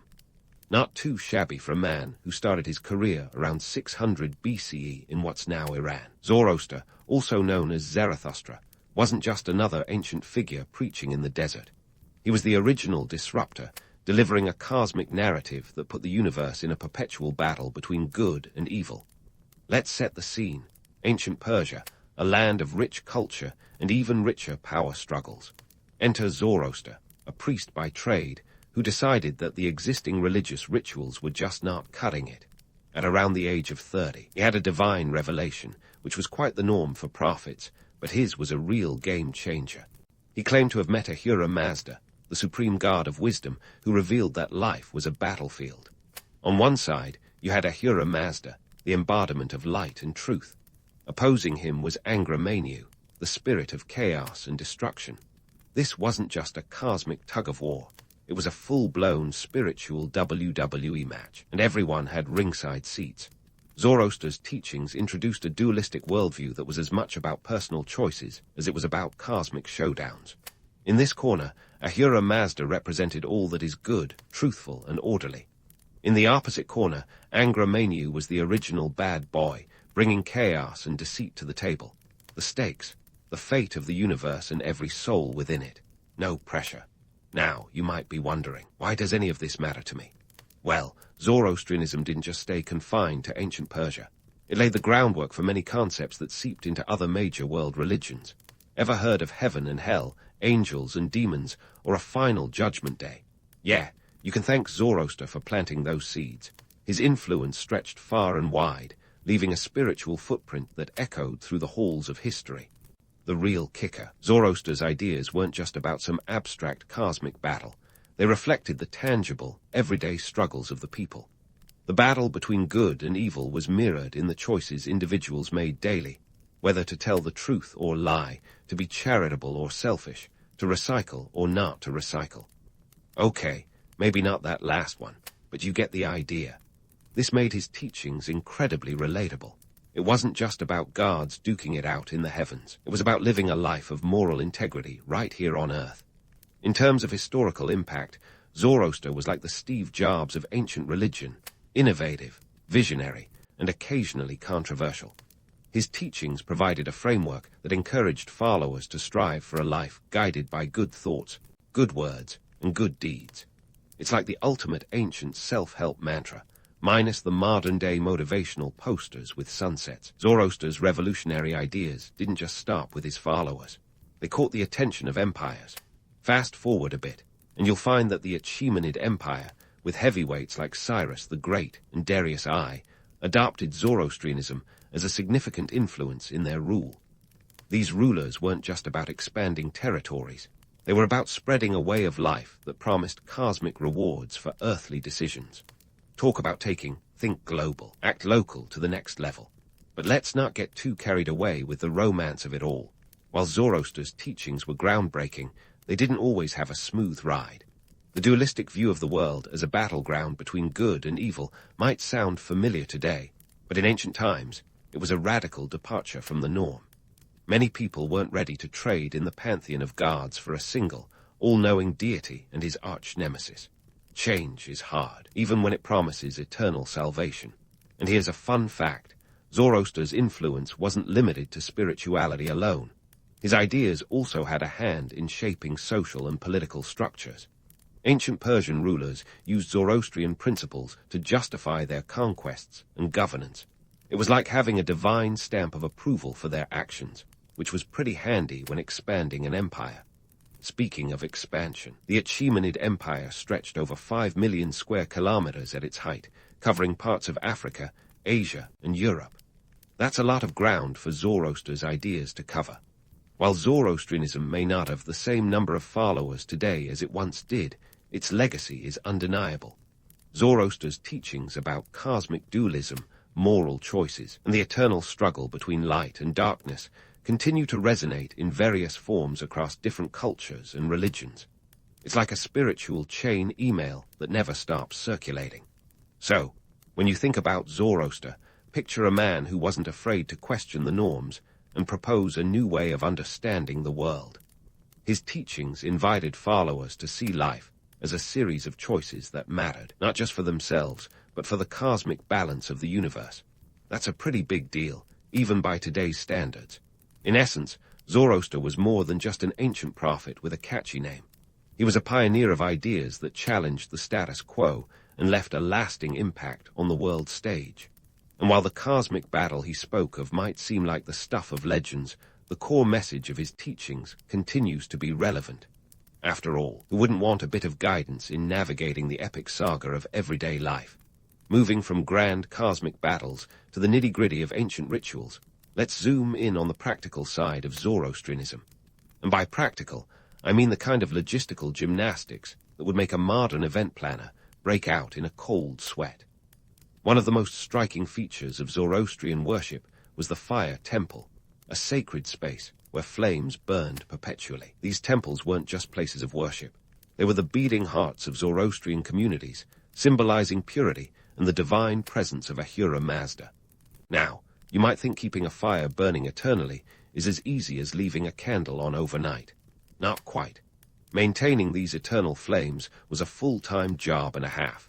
It required a dedicated priesthood akin to an ancient fire department, minus the Dalmatians.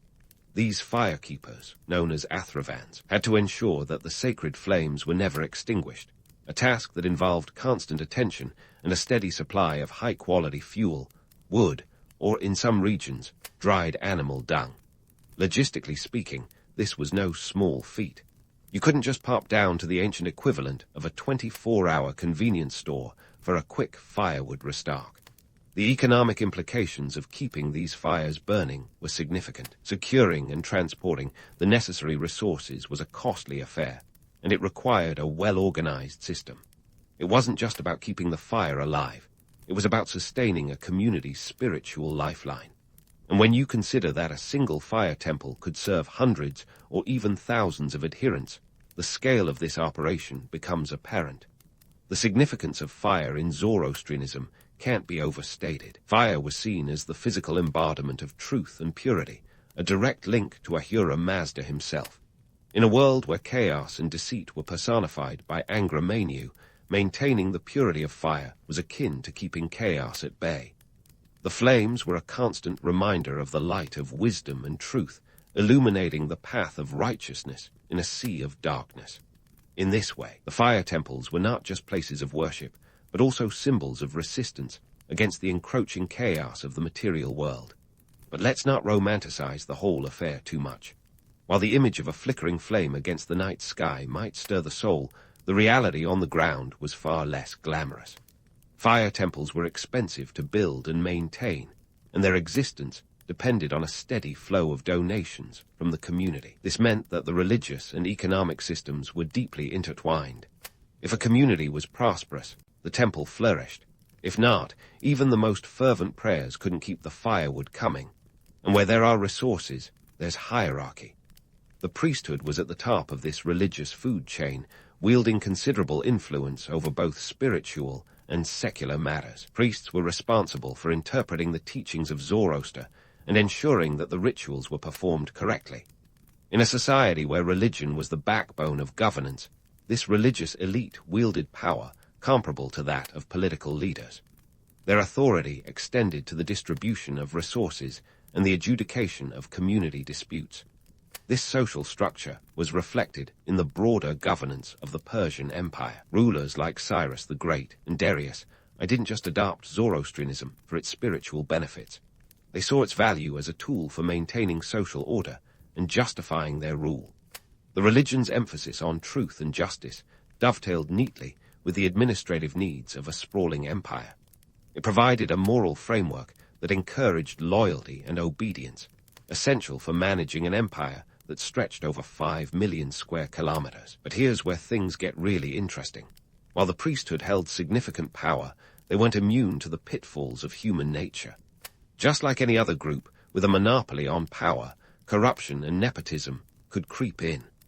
There were instances where the lofty ideals of Zoroastrianism were overshadowed by the very human tendency to prioritize personal gain over communal good.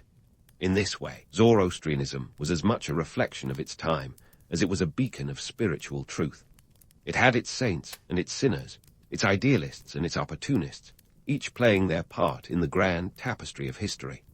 So, as we dive deeper into the world of ancient Zoroastrian rituals, remember that behind the flickering flames and solemn chants lay a complex web of economic, social, and political forces. These forces were as integral to the religion as the teachings of Zoroaster himself.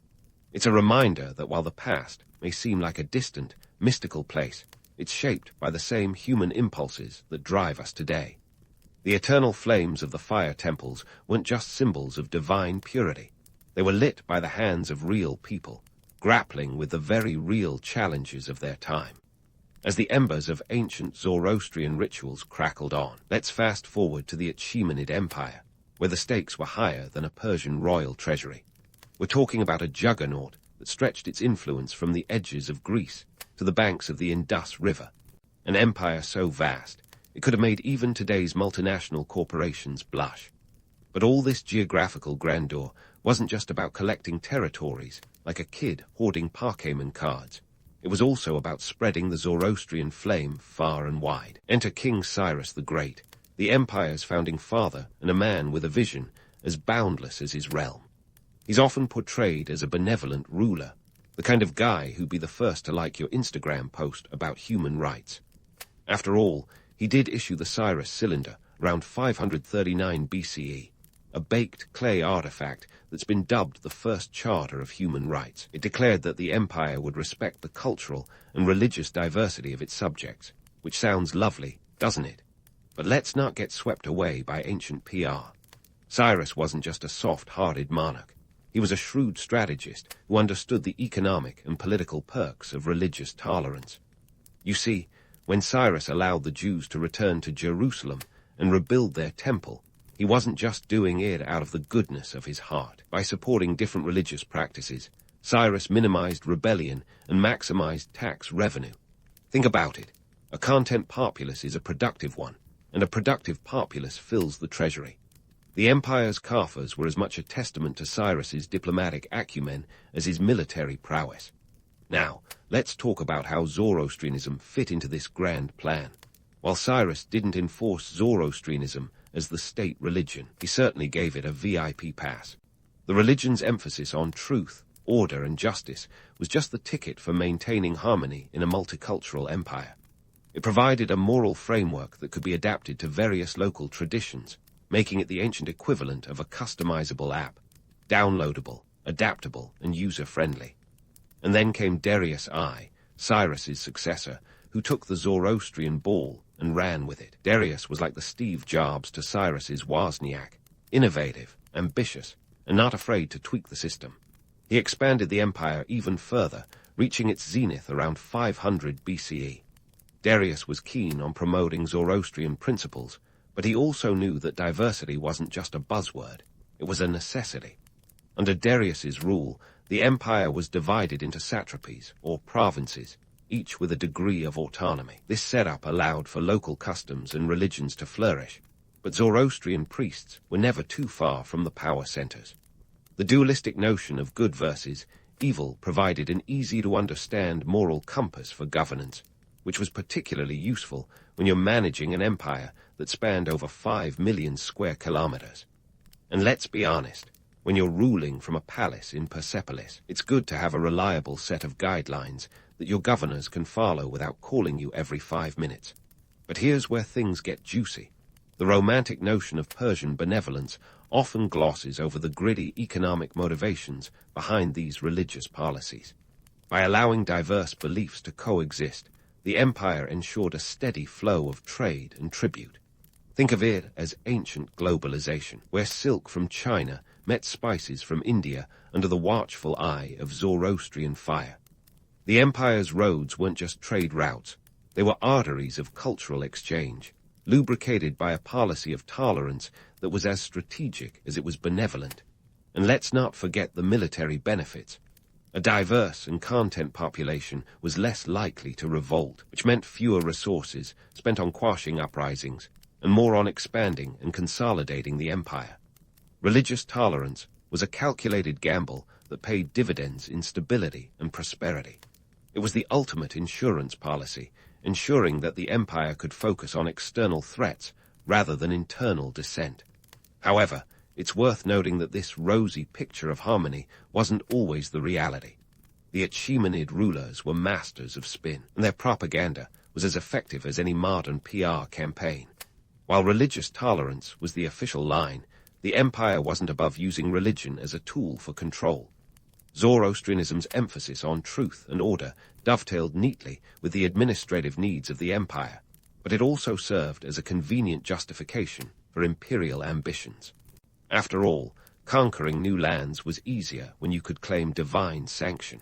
So, while the Achaemenid Empire might seem like a utopian vision of ancient multiculturalism, it was also a finely tuned machine driven by economic imperatives and political pragmatism. The story of Zoroastrianism under the Achaemenids is a fascinating blend of idealism and realpolitik, where spiritual aspirations met the harsh realities of empire building. But this saga of empires and ideals is far from over. As we continue to explore the spread of Zoroastrianism, we'll see how its teachings resonated beyond the Persian heartland, influencing cultures and religions in ways that are still felt today. Stay tuned, because the next chapter promises even more twists and turns in this ancient tale of light, darkness, and human ambition. As we dive deeper into this ancient saga, the curtain rises on a new act, starring none other than Alexander the Great, a man whose ego was only rivaled by his ambition. Picture this. It's 330 BCE, and Alexander has just waltzed into Persia like he owns the place, which, spoiler alert, he soon does. Now, Alexander wasn't just about conquering lands. He was about conquering cultures, too. And that's where things get dicey for our Zoroastrian friends. Here's the scene. Zoroastrianism, once the spiritual soundtrack of the mighty Achaemenid Empire, now finds itself facing a Greek remix. Alexander's conquest wasn't just a military takeover. It was a cultural blitzkrieg. The man had a vision as vast as his empire, and it involved spreading Hellenistic culture like it was the latest fashion trend. And what better way to do that than to rebrand himself not just as a conqueror, but as a benevolent liberator? Talk about a PR masterstroke. Alexander's spin doctors. Yes, they existed even back then, portrayed him as a kind of ancient superhero, liberating the masses from their tyrannical rulers. But let's not get carried away by the propaganda. What this really meant was a massive cultural shift, where Greek language, art, and religion started overshadowing local traditions. Zoroastrian temples and fire altars, once symbols of Persian identity, found themselves competing with the new Hellenistic gods in town. Now, the decline of Zoroastrianism wasn't instant. It was more of a slow burn than a sudden extinguishing. But the seeds of change were sown. The Seleucid Empire, which inherited the bulk of Alexander's realm after his untimely death in 323 BCE, continued this trend of Hellenization. Imagine the ancient world as one giant melting pot of ideas, with Greek culture as the main ingredient. The Seleucids, keen on maintaining control over a diverse empire, encouraged this blend, diluting the distinct flavors of Zoroastrianism in the process. But let's not forget the economic angle here. Zoroastrianism wasn't just a belief system. It was a well-oiled machine that required maintenance. Think fire temples needing fuel and priests needing sustenance. The shift towards Hellenistic culture also meant resources were being redirected. Funding that once kept Zoroastrian institutions thriving was now flowing towards building new Greek-style cities and supporting Hellenistic projects. It was a classic case of cultural budget cuts. Yet, the heart of Zoroastrianism kept beating, albeit more quietly than before. Fast forward to the Parthian period, starting around 247 BCE. The Parthians were like the comeback kids of the ancient world, rising from the ashes of the Seleucid Empire. They brought with them a resurgence of Persian culture, and with it, a flicker of hope for Zoroastrianism. But don't pop the champagne just yet. The Parthians were pragmatic rulers, more interested in stability than in championing any particular religion. The Parthian Empire was a mosaic of cultures, and they knew better than to alienate any one group. So, while Zoroastrianism saw a bit of a revival, it was living in a multi-faith household. Fire temples were rebuilt, and Zoroastrian rituals carried on, but the religion was no longer the undisputed spiritual heavyweight it once was. It had to share the stage with Greek deities, Babylonian gods, and a host of other regional beliefs, each vying for the spotlight in this ancient talent show. Here's where things get even more interesting. While the Parthians were busy playing cultural referee, the Romans were eyeing the East with their own imperial ambitions. The economic and political chessboard of the time was as intricate as the finest Persian rug. Trade routes crisscrossed the empire, bringing in wealth but also foreign influences. And as any historian worth their salt will tell you, where money flows, so do ideas. But let's not sugarcoat it. The reality was a constant tug-of-war between tradition and change. Zoroastrianism had to adapt to survive, and that meant embracing some elements of the dominant culture while holding on to its core beliefs. It was a delicate dance, like trying to keep a candle lit in a storm. The preservation of cultural identity became an act of resistance, a way for communities to assert their heritage in a world that was rapidly changing before their eyes. And so, the ancient PR machine rolled on, spinning tales of harmony and enlightenment while glossing over the cultural turbulence beneath. The official narrative painted a picture of peaceful coexistence, but the reality was a patchwork of compromises and concessions. Zoroastrians found themselves navigating this complex landscape, often relying on the strength of local communities to keep their traditions alive. The story of Zoroastrianism's decline isn't just about conquerors and emperors. It's about the everyday people who lived through these changes. It's about the firekeepers who tended to the sacred flames, the priests who continued their chants, and the believers who clung to their faith amidst the shifting sands of history. Their resilience is a testament to the enduring power of cultural identity, even in the face of overwhelming odds. As we look back on this period, it's easy to romanticize the notion of cultural fusion, to imagine a world where Greek philosophers and Persian priests held hands and sang kumbaya. But the truth is, cultural exchange is rarely that simple.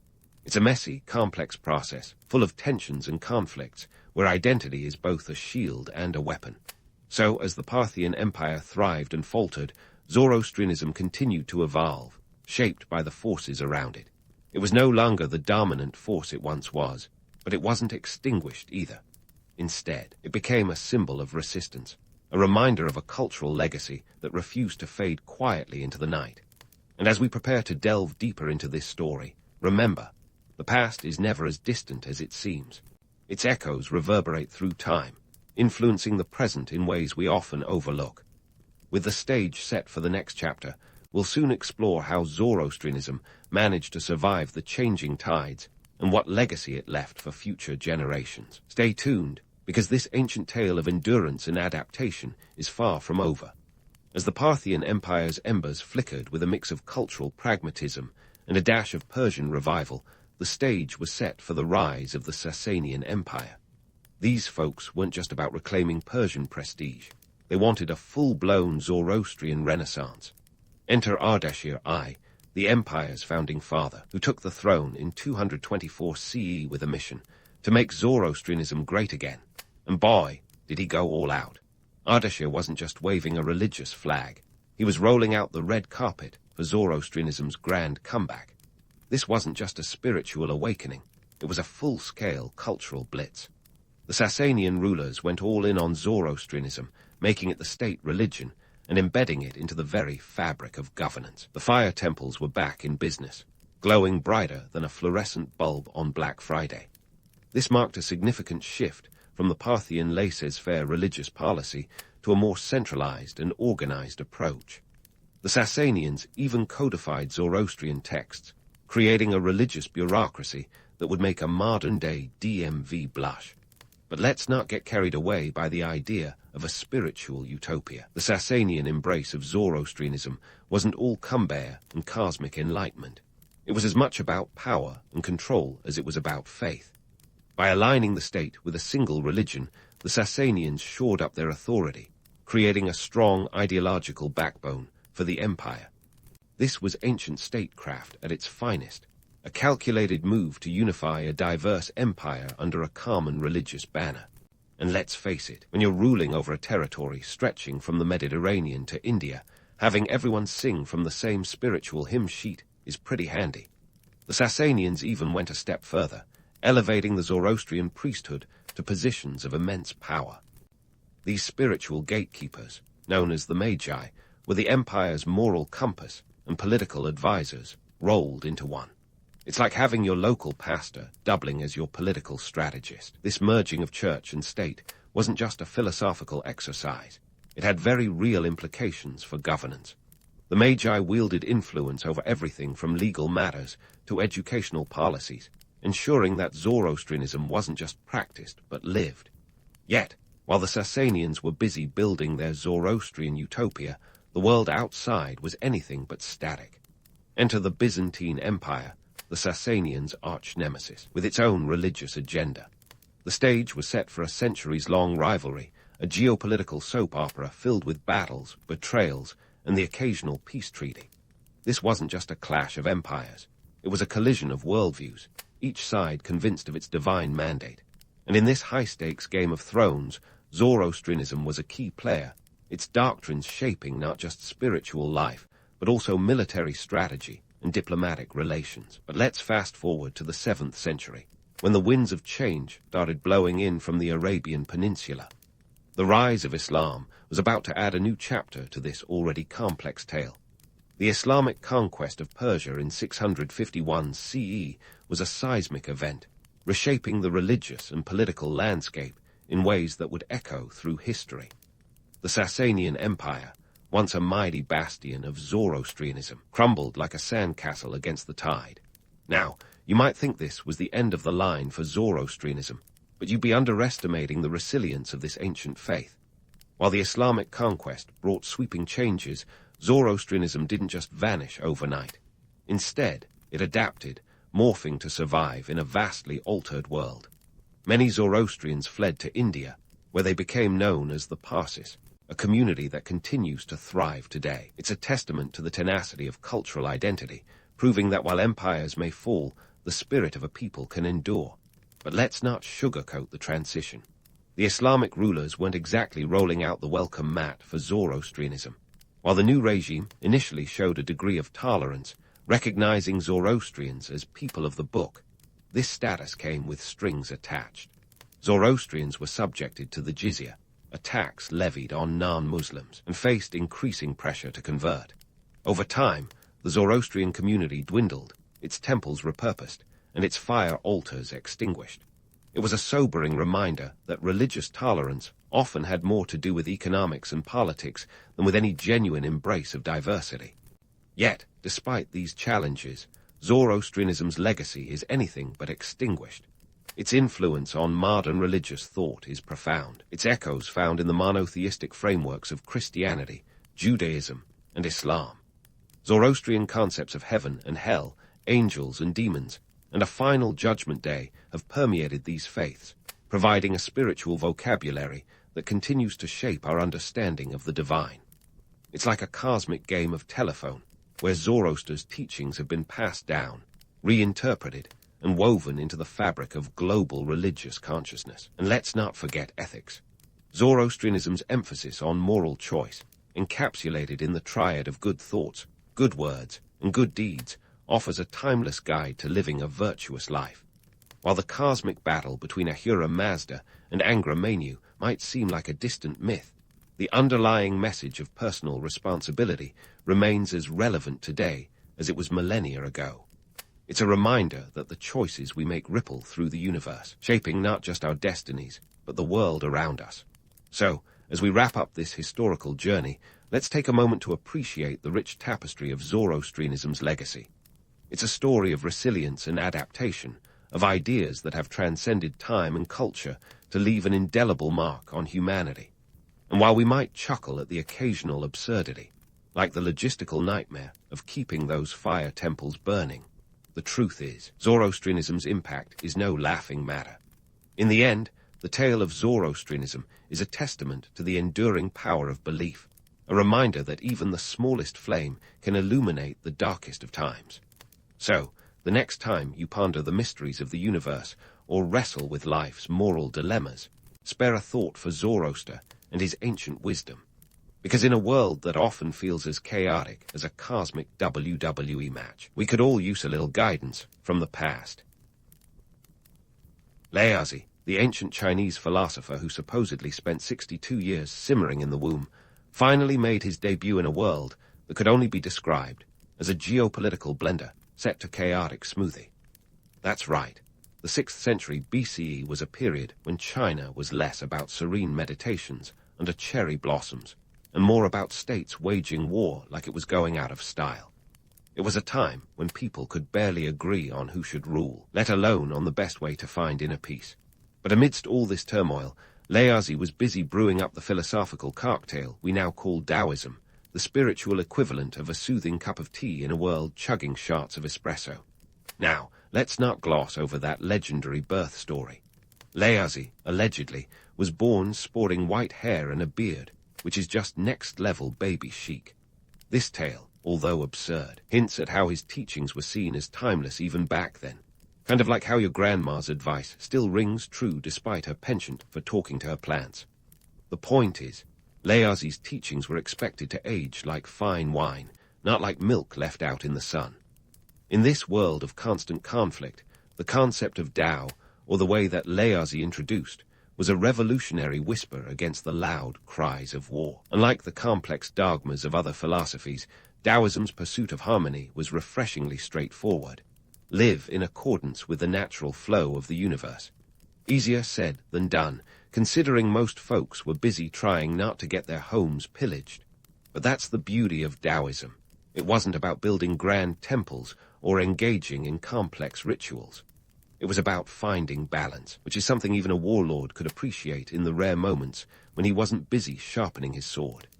Laozi's philosophical playbook was the Tao Te Ching, a text that's about 5,000 characters long, or roughly the length of 50 minutes on TikTok, depending on your scrolling habits. In it, he waxed poetic about how to live harmoniously, advocating for simplicity and humility in a culture that was, for lack of a better word, extra. His idea was that the best leaders are those who lead least, a notion that might have earned him a few eye rolls from the ruling class, but resonated with those tired of the constant power struggles. One of the key elements of Taoism is the idea of wu-wai, or non-action. But before you think, this is a license to binge-watch your favorite series without guilt, remember that wu-wai is more about effortless action that aligns with natural forces, not about being a couch potato. Laozi was suggesting that sometimes the best action is to allow things to flow without forcing your will on them. In other words, don't swim against the tide when you can float on your back and let the river do the work. While Laozi was sketching out the blueprint for a life of harmonious existence, the political landscape around him was anything but. The period was marked by the decline of the Zhou dynasty's influence, leading to the infamous Spring and Autumn period, where more than 100 states were vying for control. This era saw the rise of powerful warlords and the fall of weaker states like a constant game of territorial musical chairs. It was a time of shifting alliances and endless battles, where the only certainty was uncertainty itself. Despite, or perhaps because of, this chaos, Taoism's message of peace and balance found fertile ground. People were yearning for something that promised a reprieve from the unending cycle of violence and suffering. Laozi's teachings offered a philosophical oasis, a reminder that even amidst the storm of arrows, there was a calm center to be found by aligning oneself with the Tao.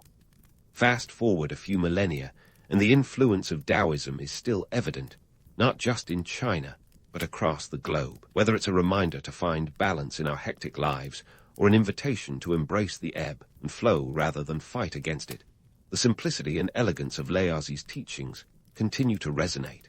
And while the man himself may have been more myth than reality, his ideas have outlasted many of the empires that once dominated his world. So, next time you're stuck in traffic or waiting in a long line, remember Laozi and his 62-year gestation period. If he could take his time for his grand entrance, maybe a little patience isn't too much to ask for after all. While we're contemplating patience, let's take a detour into Laozi's day job, or night job, depending on how you view the life of an archivist.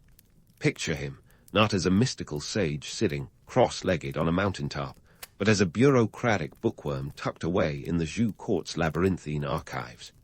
Yep, Laozi was essentially the ancient version of a data analyst, sifting through bamboo scrolls instead of spreadsheets. And just like today's data analysts, he was probably inundated with more information than anyone could digest without a potent brew of herbal tea.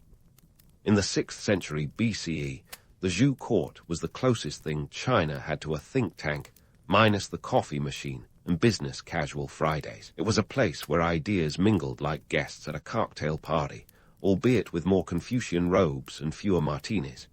As an archivist, Laozi had access to centuries of accumulated wisdom, history, and legal documents. Think of this as his philosophical buffet, where he could sample Confucian ideals, legalist doctrine, and everything in between.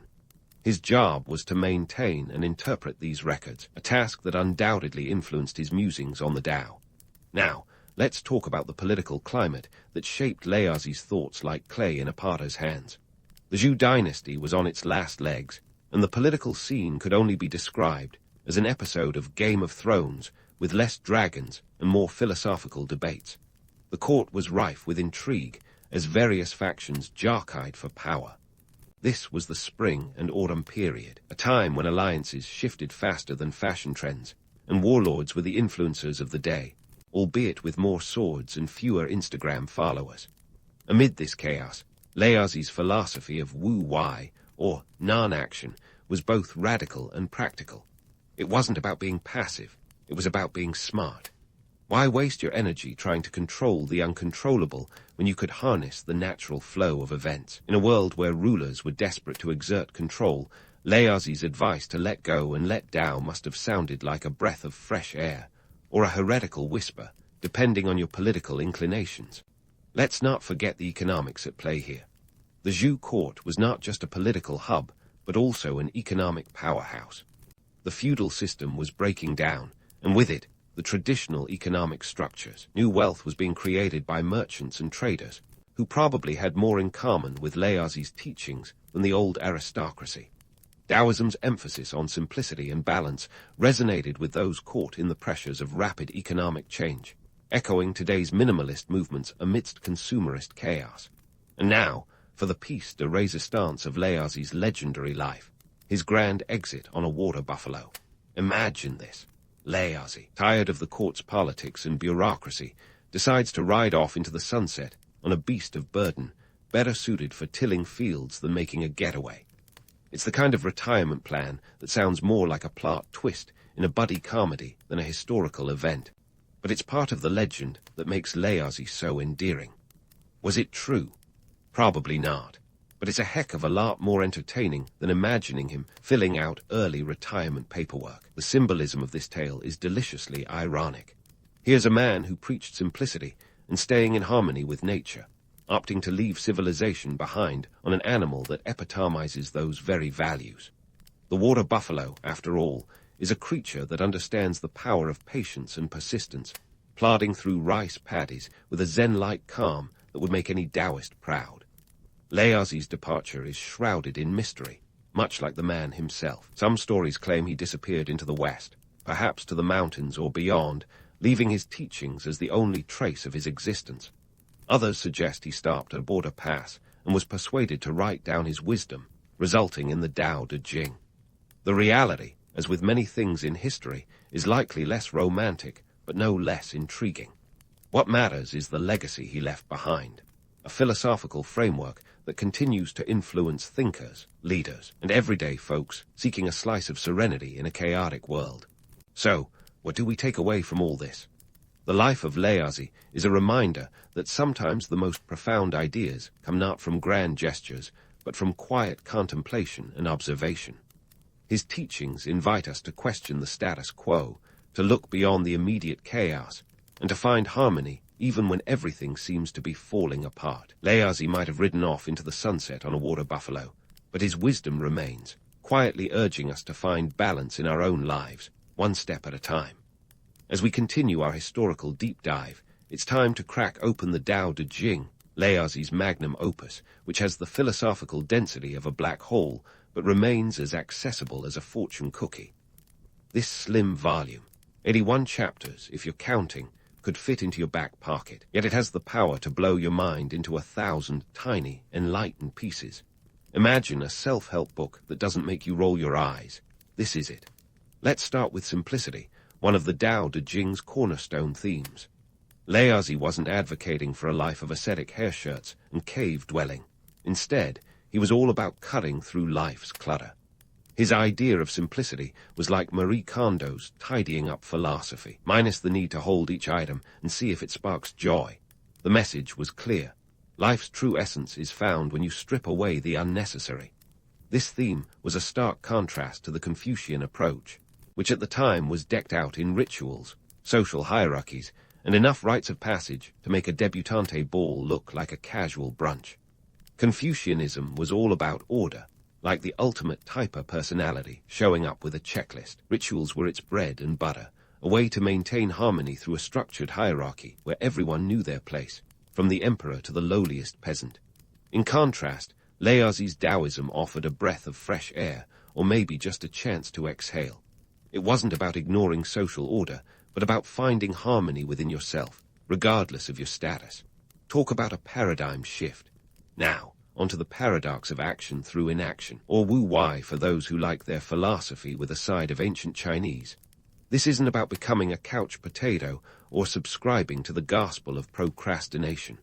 Instead, Wu Wei is the art of getting things done by not forcing them. Think of it as the ultimate life hack. By aligning with the natural flow, You achieve more with less effort. It's the philosophical equivalent of a judo master using an opponent's momentum against them. Let the universe do the heavy lifting while you reap the rewards. But how does this compare to the Confucian method? In a world where Confucianism was the rulebook for social conduct, Wu Wei was like suggesting that sometimes the best way to win a chess game is by letting the pieces move themselves. Confucius, with his emphasis on active participation in society and ritual propriety, might have found this concept a tad too laid back. While Confucianism was about the journey of 1,000 steps, all meticulously planned, Taoism was more about letting the wind carry you where you needed to go. Now, let's wade into the murky waters of Laozi's identity. Was he a real person, or is he the philosophical equivalent of a unicorn? Magical, yes, but also mythical. Some scholars argue that Laozi might have been a composite figure, a collection of ideas attributed to a single sage-like persona to give them a face and a name. This isn't too far-fetched when you consider that written records from 6th century BCE China are as elusive as a cat in a bath. The idea of Laozi as a historical person is as tantalizing as it is unproven, a scholarly enigma wrapped in a mystery, tied with a bow of speculation. But why, you ask, does this matter? Well, the myth of Laozi adds a layer of allure to his teachings. The idea of a wise sage who walked away from the corrupt world on a water buffalo is just too delicious to ignore. It's a narrative that appeals to our love of the underdog, the rebel who chooses simplicity over power. Yet, whether Laozi was one man or many, his teachings have endured, suggesting that sometimes the myth is as powerful as the truth. Laozi's thoughts on humility are another gem in the Tao Te Ching. In a world where social climbing was as much a pastime as a necessity, his call for humility was like suggesting a quiet weekend in when everyone else was partying like it's 499 BCE. Humility, according to Laozi, wasn't about denying one's strengths, but about not flaunting them. It was a way to align with the Tao, to be like water, patient, adaptable, and able to carve through mountains over time without making a fuss about it. This philosophy was a stark counterpoint to the Confucian ideal of personal development through social roles and education. While Confucius might have encouraged you to be the best in your class, Laozi would have advised you to find your flow, let your actions speak for themselves, and avoid the pitfalls of ego. It's the difference between a resume that lists every achievement and one that simply states, I get things done, quietly. Economically speaking, Taoism's simplicity found resonance as the Zhou dynasty's power waned. As new wealth flowed into the hands of merchants rather than just the nobility, the old ways of ostentatious displays of power seemed increasingly out of touch. Laozi's ideas provided a philosophical balm for those caught in the turbulence of economic change, a reminder that as fortunes rose and fell, there was a way to find peace that didn't rely on material success. In the end, whether Laozi was a real figure or a legendary construct, his teachings in the Tao Te Ching are a testament to the power of ideas. They offer a timeless counter-narrative to the chaos of the world, a gentle whisper to find balance in a world that often feels out of sync. As we wrap up this exploration of Taoism's key themes, let's leave a little room for the mysteries that remain. After all, the best stories are those that keep us coming back for more, searching for the truth amidst the legend. As we leave behind the mystical musings of the Tao Te Ching, let's turn our gaze to the cultural road trip that Taoism embarked upon as it moseyed beyond the borders of China. Fasten your seatbelts, folks, because this journey is less about scenic views and more about philosophical pit stops across continents. Taoism's first layover was during the Han Dynasty, 206 BCE 220 C, a period that could only be described as a bustling marketplace of ideas, where philosophical treatises mingled with folk religion like vendors haggling over silk prices at the bazaar.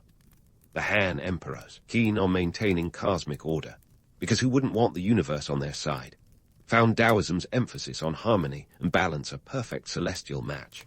It was like pairing fine wine with the right cheese, except here, the wine was the Tao, and the cheese was an empire trying to avoid imploding under its own bureaucracy. During the Han Dynasty, Taoism began to weave its philosophical threads into the colorful tapestry of Chinese folk religion. This wasn't just a marriage of convenience. It was more of a philosophical potluck where everyone brought a dish. Taoist monks, known for their ascetic lifestyles, and penchant for avoiding the hustle and bustle of the material world, found themselves rubbing shoulders with shamans and mystics who had been around since before the Great Wall was just a sketch in an emperor's daydream. And speaking of mysticism, let's not forget the delightful absurdities of Taoist alchemy, the ancient precursor to what we might call, oops, I spilled the chemical beaker in my high school science class. Imagine earnest Taoists in their mountain retreats trying to transmute base metals into gold. The alchemists, bless their optimistic hearts, believed they could concoct the elixir of life, a potion that promised immortality, or at the very least, a really good night's sleep. Spoiler alert, they failed spectacularly.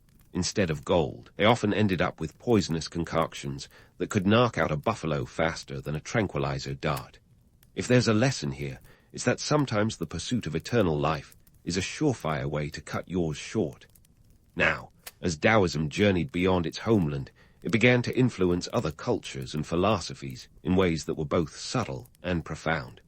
In Japan, for instance, Taoism contributed to the development of Shinto, the indigenous faith that incorporates a reverence for nature and the kami, or spirits, residing in all things. It was like Taoism had brought a casserole to the spiritual potluck, and Shinto decided it was a recipe worth keeping. Meanwhile, in Korea, Taoism found its way into traditional medicine and martial arts, adding a dash of philosophical seasoning to practices that were already simmering with local flavors. Korean thinkers borrowed from Taoism's playbook, emphasizing the harmony of opposites, yin and yang, light and shadow, a practice that resonated with their own cultural narratives. It's as if Taoism acted as a philosophical passport, getting stamped at every cultural checkpoint it encountered. Even in the West, elements of Taoist thought managed to sneak into the philosophical cocktail party. The concept of wu-wei, or non-action, attracted the attention of European thinkers during the 18th and 19th centuries, who were poking around in Eastern philosophies hoping to find a fresh perspective on their own existential crises. The idea of achieving more by doing less was a stark contrast to the Western obsession with the Protestant work ethic, where salvation was measured in sweat and toil. Instead, Taoism offered a whisper of rebellion. Maybe, just maybe, there was virtue in taking a step back and letting the universe do its thing. As Taoism's influence spread, it encountered resistance, skepticism, and occasionally outright mockery. After all, suggesting that the best ruler is the one who governs least is a bit like telling a chef their finest dish is the one they didn't cook. Yet despite, or perhaps because of, these challenges, Taoism endured, its teachings adapting and evolving like a philosophical chameleon. It found new expressions in art, literature, and even political thought, proving that philosophy born in the chaos of ancient China could resonate with people across different eras and cultures. Back in the Han Dynasty, Taoism's integration into court life wasn't without its quirks. The emperor, seen as the son of heaven, was expected to maintain harmony between heaven and earth, a task as simple as juggling flaming swords while riding a unicycle. Taoism offered a way to legitimize the emperor's rule, suggesting that if he aligned with the Tao, his reign would be prosperous and peaceful. Think of it as cosmic PR, where the stars were the influencers and the emperor was their brand ambassador. Meanwhile, the common folk found solace in Taoism's promise of harmony and balance, especially as the Han Dynasty's economic engine chugged along, spitting out new wealth and social mobility like a slot machine on a lucky streak. Merchants, artisans, and farmers found in Taoism a spiritual counterweight to the dizzying pace of change, a reminder that while the world might be spinning faster, there was a way to keep your feet firmly planted on the ground. But let's not sugarcoat it. The practice of Taoism during the Han Dynasty also involved some rather colorful rituals. Reports from the time describe Taoist priests engaging in elaborate ceremonies to summon spirits and perform healing rites. Picture a cross between a seance and a Cirque du Soleil performance, complete with chanting, incense, and the occasional sacrifice to appease the local spirits. It was a blend of showmanship and spirituality that might leave modern audiences scratching their heads, but captivated those seeking connection with the divine. As we wrap up this leg of our historical journey, it's clear that Taoism spread beyond China wasn't just a geographical migration, but a cultural transformation.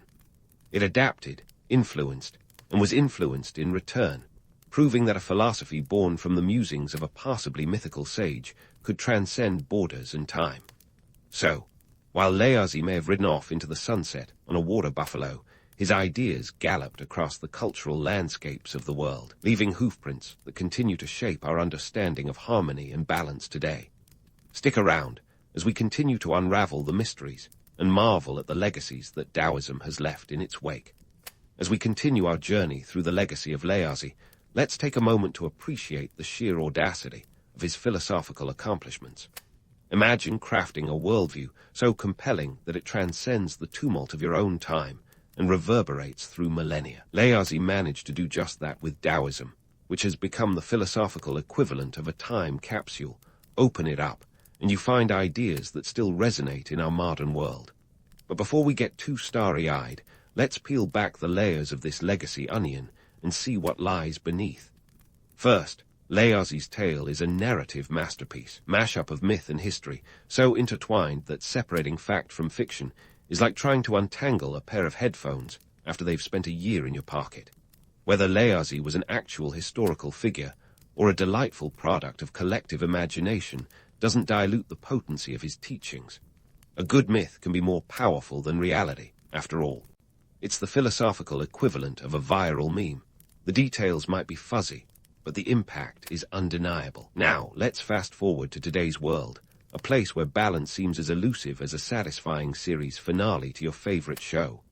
Enter modern Taoism, often misrepresented as a trendy lifestyle brand rather than a nuanced philosophical system. Picture this: a serene yoga studio, complete with bamboo plants, scented candles, and a soundtrack of flutes playing softly in the background. Here, embrace the Tao can sound more like a slogan on a reusable water bottle than a profound call to live in harmony with the universe. The irony here is thicker than a smoothie bowl, as modern wellness trends often cherry-pick Taoist principles, stripping them of their depth, much like a fashion designer turning ancient garb into runway chic. Let's dive into the economics of this contemporary appropriation. The global wellness industry is a booming behemoth, valued at over $4 trillion, with a T as of the latest estimates. It's a market that has taken the concept of balance and turned it into a commodity, selling peace of mind at a premium price. Taoism's core tenets, like simplicity and humility, are sometimes rebranded into products that are anything but simple or humble. Fancy a mindfulness retreat in Bali. That'll be several thousands of dollars. Thank you very much. It's a curious twist of fate that a philosophy advocating for a life of simplicity and non-materialism now finds itself commodified in a world obsessed with consumption. But don't get me wrong, there's appeal in these modern interpretations, even if they miss the mark. Who wouldn't want a quick fix to life's chaos, a stylish mantra to latch onto when the world feels like it's spinning off its axis? Yet, this highlights the ongoing relevance of Taoism. Its ideas are still sought after, even if sometimes misunderstood. It's the philosophical equivalent of a classic novel that keeps getting adapted into films that miss the plot, but capture the spirit. And speaking of adaptations, let's talk about the political and social chaos of today's world, a setting that Laozi would find all too familiar. From geopolitical tensions to the relentless pace of technological change, modern society is a chaotic smoothie that could rival the era of the warring states in its unpredictability. In such a world, the Taoist call for balance and alignment with the natural order feels not just timely, but necessary. It's a gentle reminder that amidst the noise, there's a path of harmony waiting to be followed. The political landscape today could use a dose of Laozi's philosophy. Imagine leaders who govern with the light touch of wu-wei, allowing society to flourish naturally rather than forcing it to fit a rigid mold. It's a charming idea, but let's face it, the real world is more about power plays than philosophical musings. Still, the notion of leading by example, fostering environments where people can thrive without micromanagement, remains as relevant as ever. If only more leaders would channel their inner Laozi instead of their inner warlord. Now, let's circle back to the mythic allure of Laozi himself.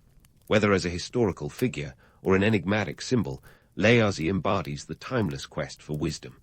His teachings invite us to question what we value, urging us to seek balance not just in our personal lives, but in our societies as well. In a world often driven by excess, Taoism offers a counter-narrative, a reminder that sometimes the most profound truths are found in the simplest of actions. As we wrap up this exploration, let's not forget that Laozi's enduring legacy is a testament to the power of ideas. Whether you're navigating the complexities of modern life or simply trying to find a moment of peace in a chaotic day, the principles of Taoism offer guidance. They invite us to slow down, to observe, and to find harmony in the flow of life. It's a philosophy that speaks to our deepest desires for connection and understanding, transcending the boundaries of time and culture. In the end, Laozi's teachings remind us that while the world may change, the search for balance is a constant journey. So next time you find yourself caught in the whirlwind of modern life, take a page from the Tao Te Ching. Embrace the subtleties of existence, let go of the need to control, and remember that sometimes the best way to move forward is by standing still. It's a lesson that has endured for over 2,000 years, proving that in the quest for harmony, the journey is as important as the destination. Your eyes blink open to the early morning chaos of Lübeck, where the salty breeze of the Baltic Sea mingles with the earthy aroma of freshly unloaded grain.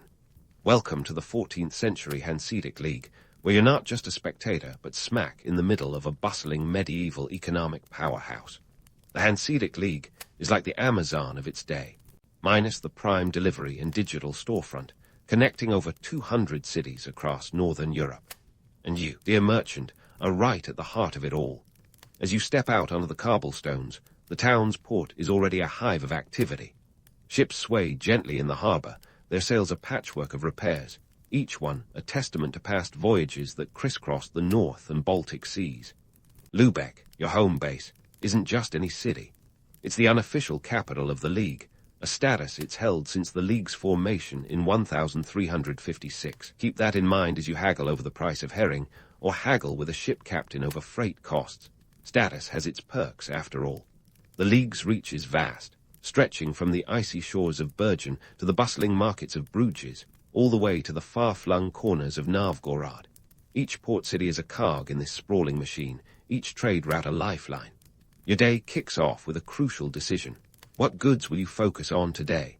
Grain, timber, wax. Each commodity has its own market quirks and logistical headaches.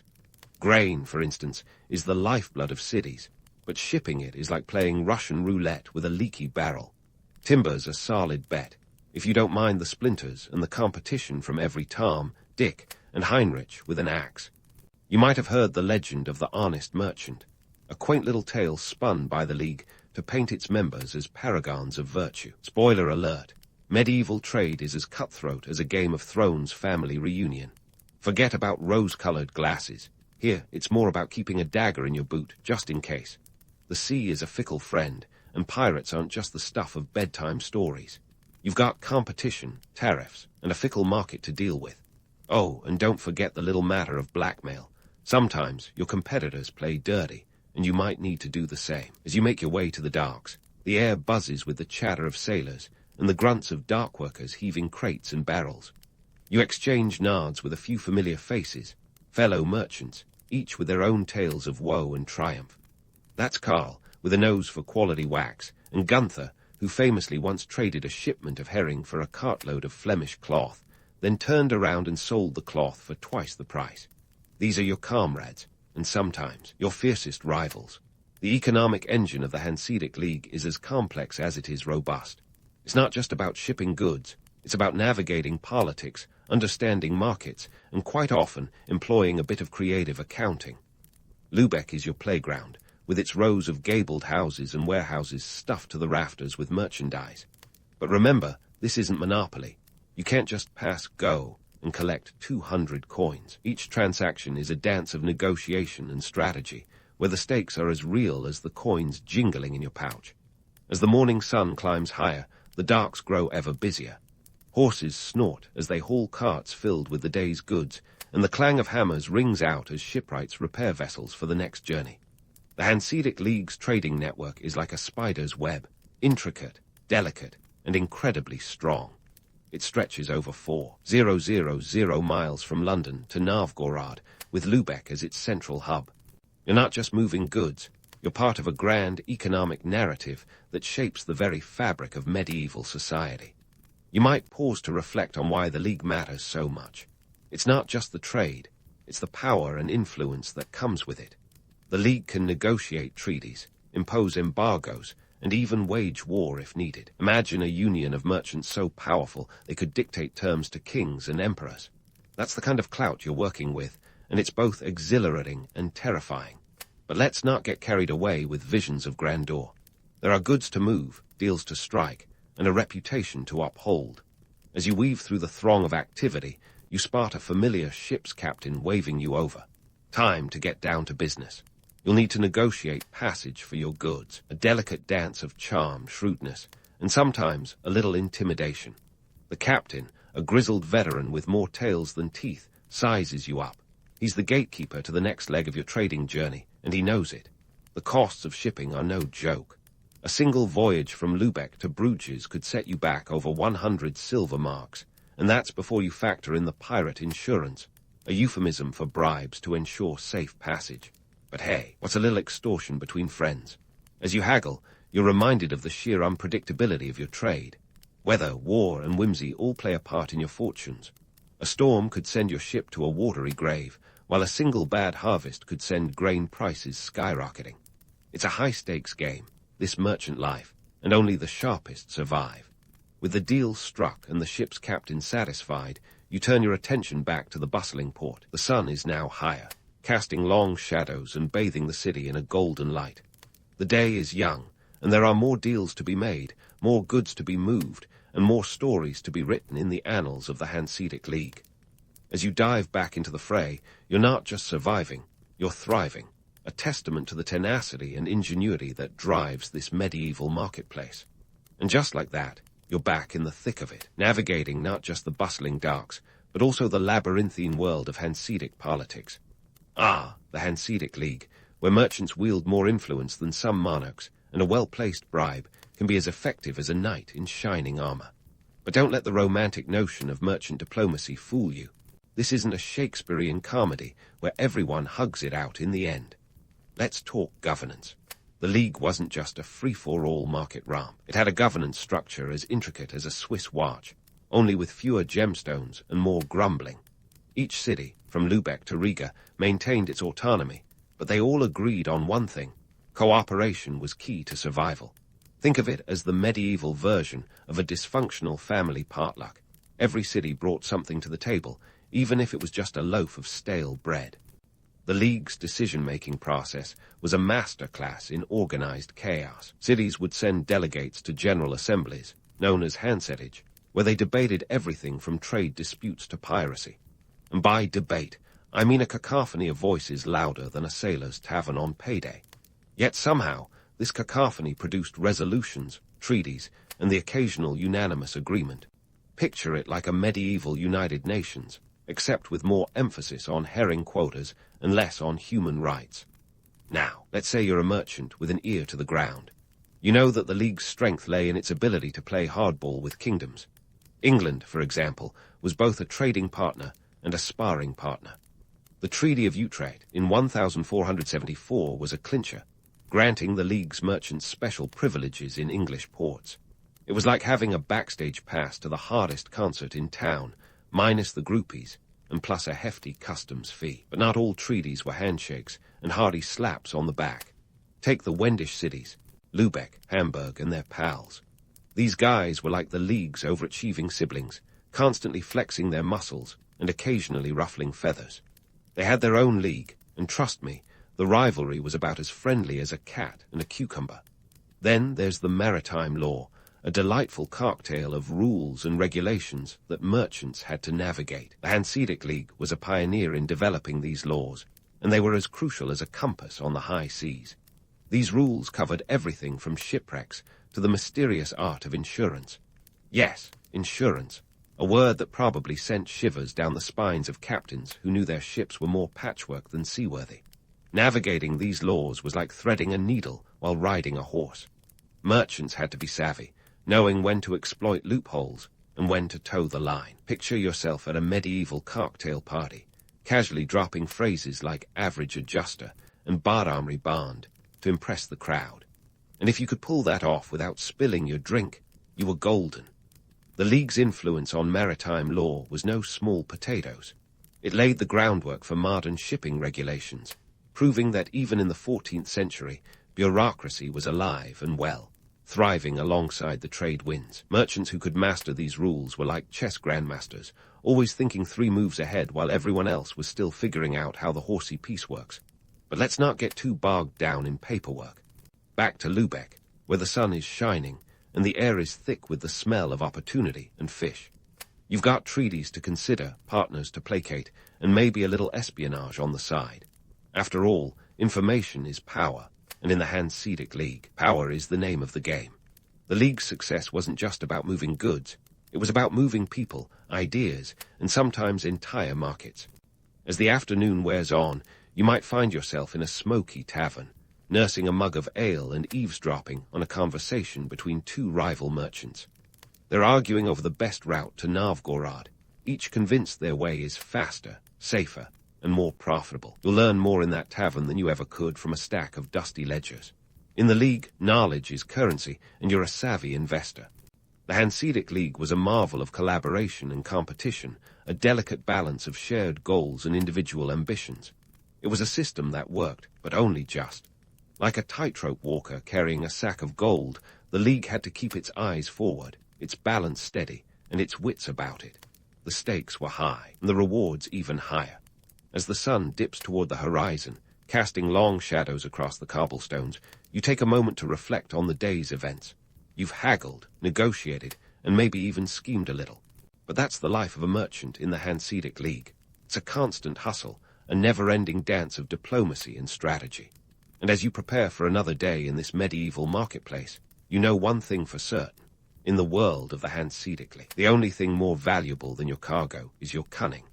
As you're soaking in the last rays of sun and relishing a moment's pause from the relentless hustle of Lübeck's marketplace, let's switch gears and delve into the social tapestry that binds this bustling medieval world together.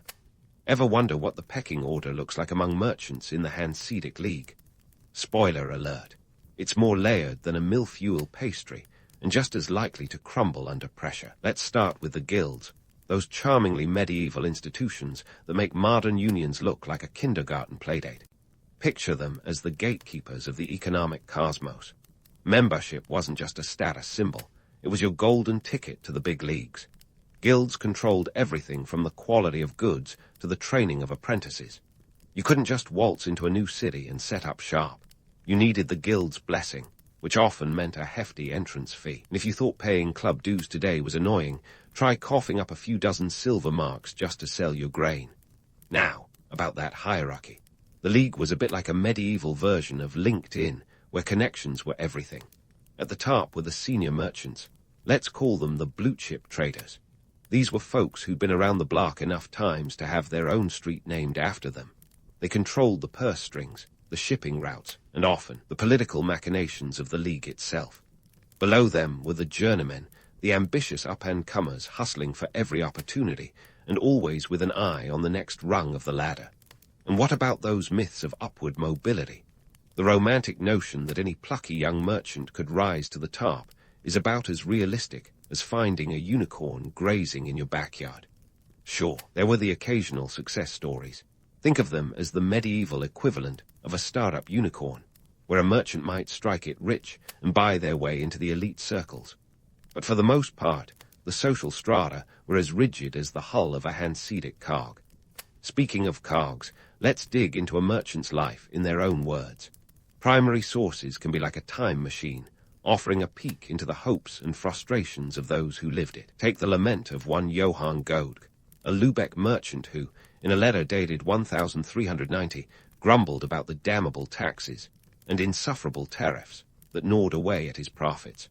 But perhaps the most telling line was his complaint about the iron grip of the guilds, which, in his view, stifled innovation and crushed the dreams of any merchant not born into privilege. It's like the medieval version of railing against the system, only with more elaborate penmanship. But let's not paint all guilds as the villains of this story. They did provide a safety net, a medieval health plan of sorts. If a member fell on hard times, the guild would step in to support them. This sense of community, while often overshadowed by the guild's more draconian aspects, was vital in an age where safety nets were as scarce as dragon's teeth. The Hanseatic League also had its own internal hierarchy, with Lubeck, a hometown hero, often playing the role of the eldest sibling. It wasn't just the geographical heart, it was the political pulse of the League.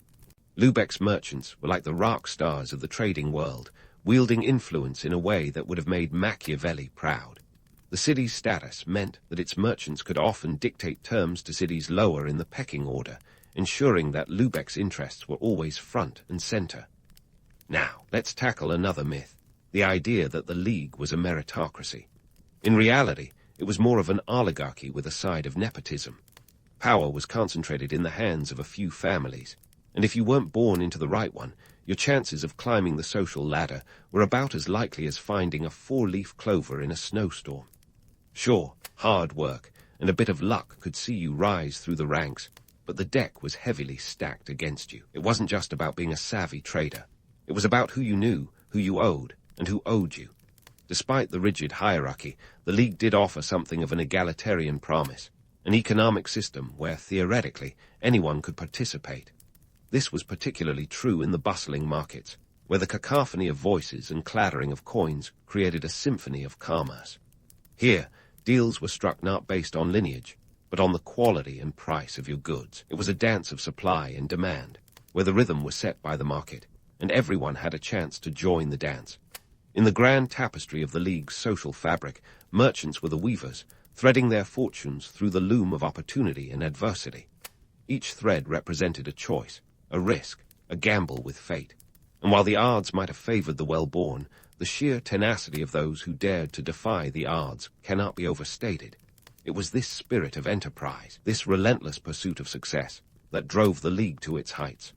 So, as you sit back with your mug of ale and contemplate the intricate dance of social dynamics within the League, remember that every merchant, from the wealthiest trader to the humblest peddler, contributed to the extraordinary tapestry of Hanseatic life.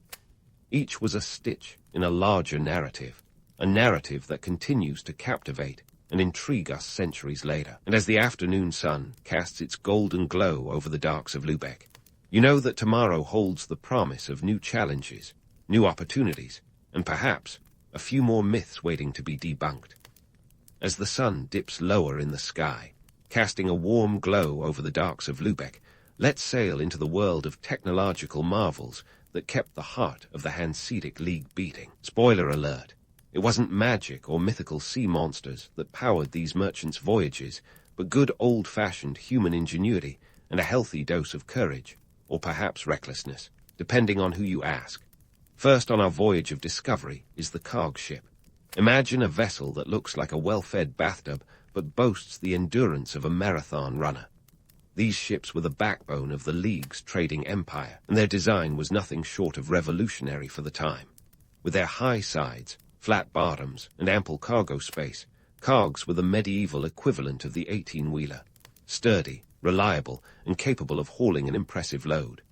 Back in the day, they could carry up to 200 tons of goods, which, to put it in perspective, is like loading up an entire medieval Walmart onto a single deck. Eat your heart out, Captain Jack Sparrow. The cog wasn't just about brute strength. It was an engineering marvel. Built primarily of oak, these ships were designed to withstand the battering of the rough North and Baltic seas. They featured a single mast with a square sail, which might sound basic, but it was a game-changer in terms of efficiency and ease of handling. This offered a sweet balance between strength and speed, a bit like having a sumo wrestler who could also run a decent 40-yard dash. Now, let's talk navigation. Today, we've got GPS at our fingertips, but back then, navigators relied on the stars, the sun, and a gut feeling honed by years of experience. They did have some tools at their disposal, like the astrolabe, which helped measure the angle of the stars above the horizon. Picture trying to use a protractor while standing on a roller coaster. That's medieval navigation for you. Still, this rudimentary technology was a lifeline, allowing sailors to chart courses across vast, unforgiving expanses of water. Even with these innovations, the idea of a quick jaunt between ports was laughable. A voyage from Lubeck to London, for instance, could take anywhere from 2 to 4 weeks, depending on the weather and whether Neptune was in a good mood. That's assuming you didn't run into pirates, storms, or the occasional bout of scurvy.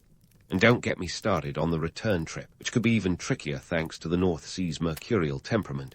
Yet despite, or perhaps because of, their perilous nature, these voyages were often romanticized.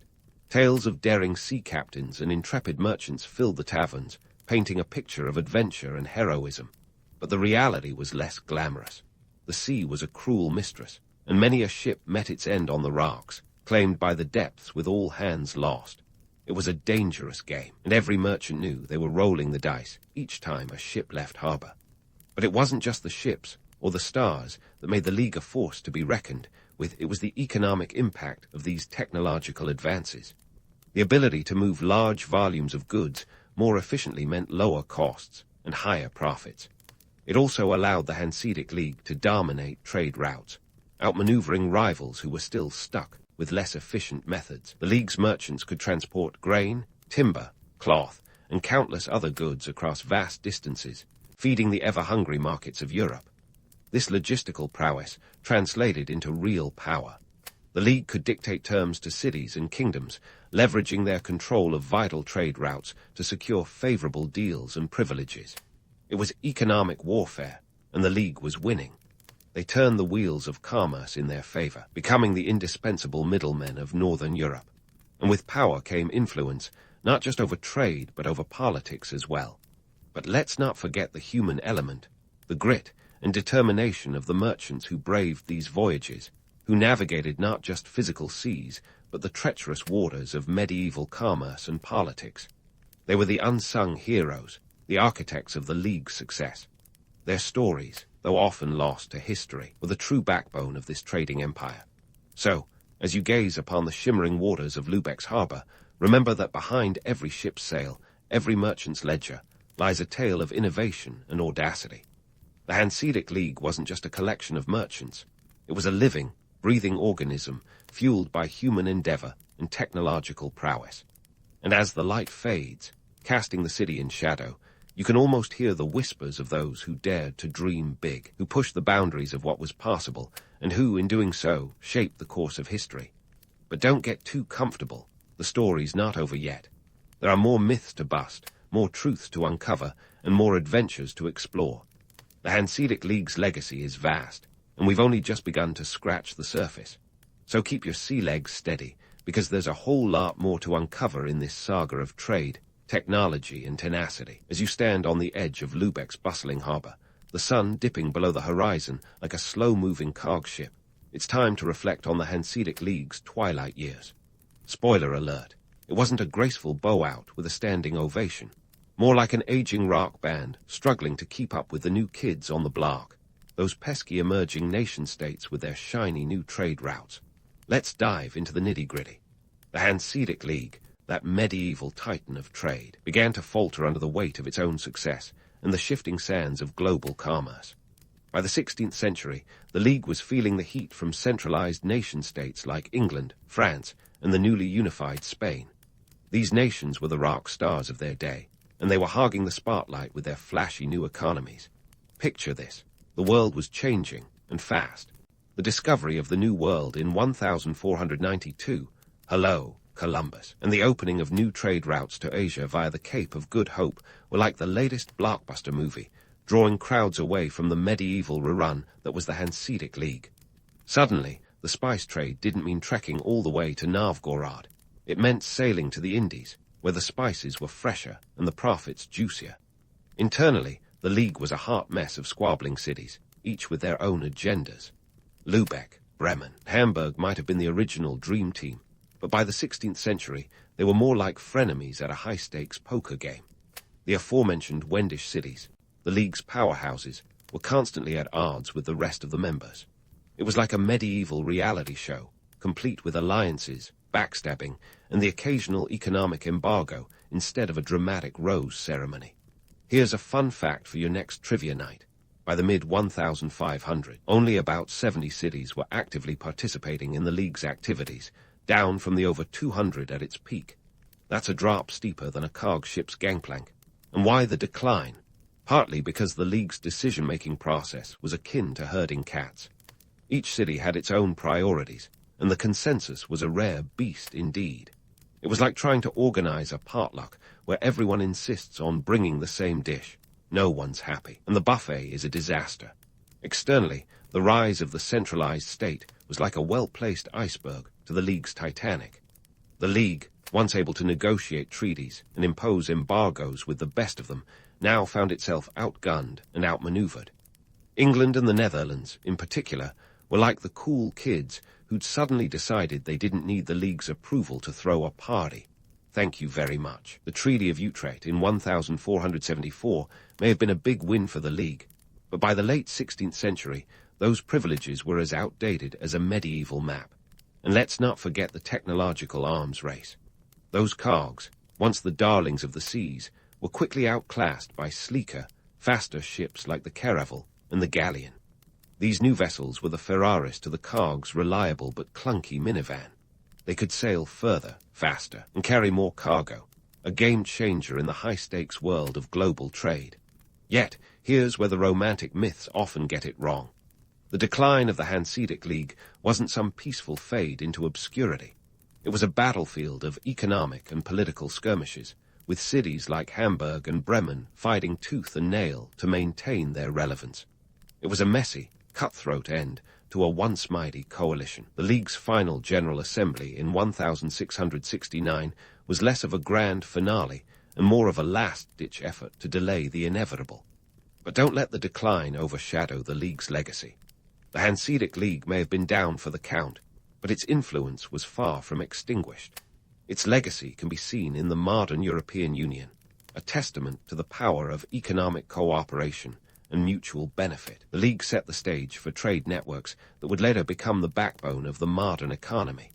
It was a pioneer of maritime law, laying the groundwork for the principles that govern international shipping today. Moreover, the cultural exchange driven by the League was nothing short of revolutionary. Ideas, art, and innovations flowed as freely as the goods that filled its ships' holds. The League cities became melting pots of languages and cultures, a medieval precursor to the multicultural hubs we see today.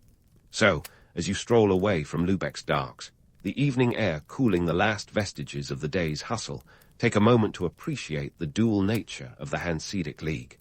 It was both a tale of triumph and caution, a reminder that even the mightiest can fall, but their echoes can still shape the world. The Hanseatic League may have sailed into history, but its story remains a cornerstone of our understanding of trade, diplomacy, and the relentless march of progress. In the end, the League's true legacy is as vast and enduring as the seas it once ruled. Youngest sons have a knack for stirring the pot, and Richard Plantagenet, whom history would remember as Richard Roman III, was no exception. Born on October 2, 1452, he was the 12th child of Richard, Duke of York, and Cecily Neville. Talk about a crowded nursery. With all those older siblings, Richard's early years must have felt like a relentless episode of sibling smackdown, albeit with a lot more velvet and a tad less tick-tock. Growing up in 15th century, England was like learning to dance in a minefield. The Wars of the Roses, think of it as the ultimate family feud with a lot more bloodshed and a lot less Steve Harvey, were raging. This series of dynastic conflicts between the houses of York and Lancaster turned the English countryside into a chessboard where the pieces were armed, occasionally angry, and very much alive. Richard, being the runt of the litter, had to jostle for attention and resources in a family where ambition was a breakfast staple. The Duke of York, his father, wasn't just playing house. He was making a play for the throne. In a time when being king wasn't just about wearing a shiny hat, but also about keeping it on your head, Richard's upbringing was steeped in politics, power plays, and presumably a lot of whispered conspiracies over a medieval mug of ale. In 1460, when Richard was a mere 8 years old, his father and older brother Edmund were killed at the Battle of Wakefield. This wasn't just a family tragedy. It was a turning point that would set the stage for Richard's own rise. The kid went from playing marbles to understanding the sharp end of a sword real quick. The Wars of the Roses were no place for the faint-hearted, and young Richard was learning that lesson in real time. Richard's education was, therefore, not just about Latin and chivalry. It was a crash course in surviving a world where loyalty was as stable as the English weather. The economic climate of 15th century England was as tumultuous as its political one. Famines, plagues, and the 100 Years' War had left the country in a state of disrepair. The common folk were struggling, and the nobility was fighting over the scraps. In such a world, power wasn't given, it was taken. By the age of 9, Richard had been sent to the Netherlands for safety, a move that undoubtedly shaped his worldview. In Burgundy, he picked up the knightly skills and diplomatic finesse that would later serve him well, or serve him evil, depending on which side of history you're standing on. Here, he was exposed to the Burgundian court, a place known for its sophistication and its penchant for extravagance. Imagine a medieval Met Gala, but with more armor and less sequins. But let's not get too carried away with the glamour. Back home, England was still a hot mess. By 1461, Richard's big bro, Edward, had seized the throne as Edward Roman IV. Picture this, a 19-year-old king with a penchant for partying and a kingdom that's basically a tinderbox. Despite the odds, and there were many, Edward managed to keep his head, and his crown on his shoulders at least for a while. For young Richard, this meant a shift from the sidelines to the playing field. He returned to England and was given the title of Duke of Gloucester at just 9 years old. It's like getting the keys to a kingdom before you're old enough to drive. With Edward as king, the Plantagenet siblings were like the original band of brothers, except instead of guitars and groupies, they had swords, and well, more swords. The social climate of the time was as much a battlefield as the literal ones. The Yorkists and Lancastrians were duking it out for supremacy, but the commoners had their own issues. England's economy was a patchwork quilt of crises. Agricultural yields were suffering, taxes were high, and the Black Death had left its mark, reducing the population and creating a labor shortage. In simpler terms, it was a tough time to be a farmer, a peasant, or pretty much anyone without a title. As Richard grew, he wasn't just content to be Edward's little brother playing second fiddle. He was keen, perhaps even a bit too keen, on proving his worth. His early years were a training ground, not just in warfare, but in the art of political maneuvering. This was a kid who understood that sometimes the best way to win a game was to change the rules entirely. In the end, Richard Plantagenet's formative years were a cauldron of chaos, ambition, and opportunity. It was shaped by a world that demanded resilience, cunning, and a touch of ruthlessness. As the youngest son of the Duke of York, Richard was thrust onto a stage where the stakes were life and death, and the audience was more than willing to throw rotten fruit, or worse, at any misstep. From these humble yet tumultuous beginnings, he would rise to become one of England's most infamous monarchs. But that's a story for another time. As Richard Plantagenet transitioned from boyhood to manhood, he was thrust into a whirlwind of political chaos, akin to a medieval soap opera with a touch of bloodshed. By the time he snagged the title of Duke of Gloucester in 1461, he was a mere 9 years old. Yes, you heard that right. Most kids are just figuring out how not to spill juice on the carpet at that age, but Richard was handed a dukedom. It's like being given the CEO position of a Fortune 500 company when you're still losing your baby teeth. Richard's rise wasn't just about titles and lands, though. Oh no, it was also about mastering the art of survival in a world where allegiance was as fragile as a medieval tapestry. The Wars of the Roses continued to rage, and Richard wasn't just sitting idly by, watching the carnage. The kid was learning the ropes. How to navigate court politics, how to wield influence, and most importantly, how to make strategic alliances. In the cutthroat environment of 15th century England, Richard was learning to play the Game of Thrones, long before it was cool. Fast forward to the 1470, and Richard was no longer just Edward Roman IV little brother trailing behind him. He had carved out a niche for himself as a military leader, commanding troops in several key battles that helped secure Yorkist victories. It was during the 1471 Battle of Tewkesbury, a decisive moment in the Wars of the Roses, where Richard's prowess on the battlefield became evident. Picture a young man in his late teens, not just fighting but leading, becoming a linchpin in the Yorkist cause. The battle was a brutal affair, but for Richard, it was a stepping stone, a testament to his growing influence and skill. But let's not get too carried away with visions of glory on the battlefield.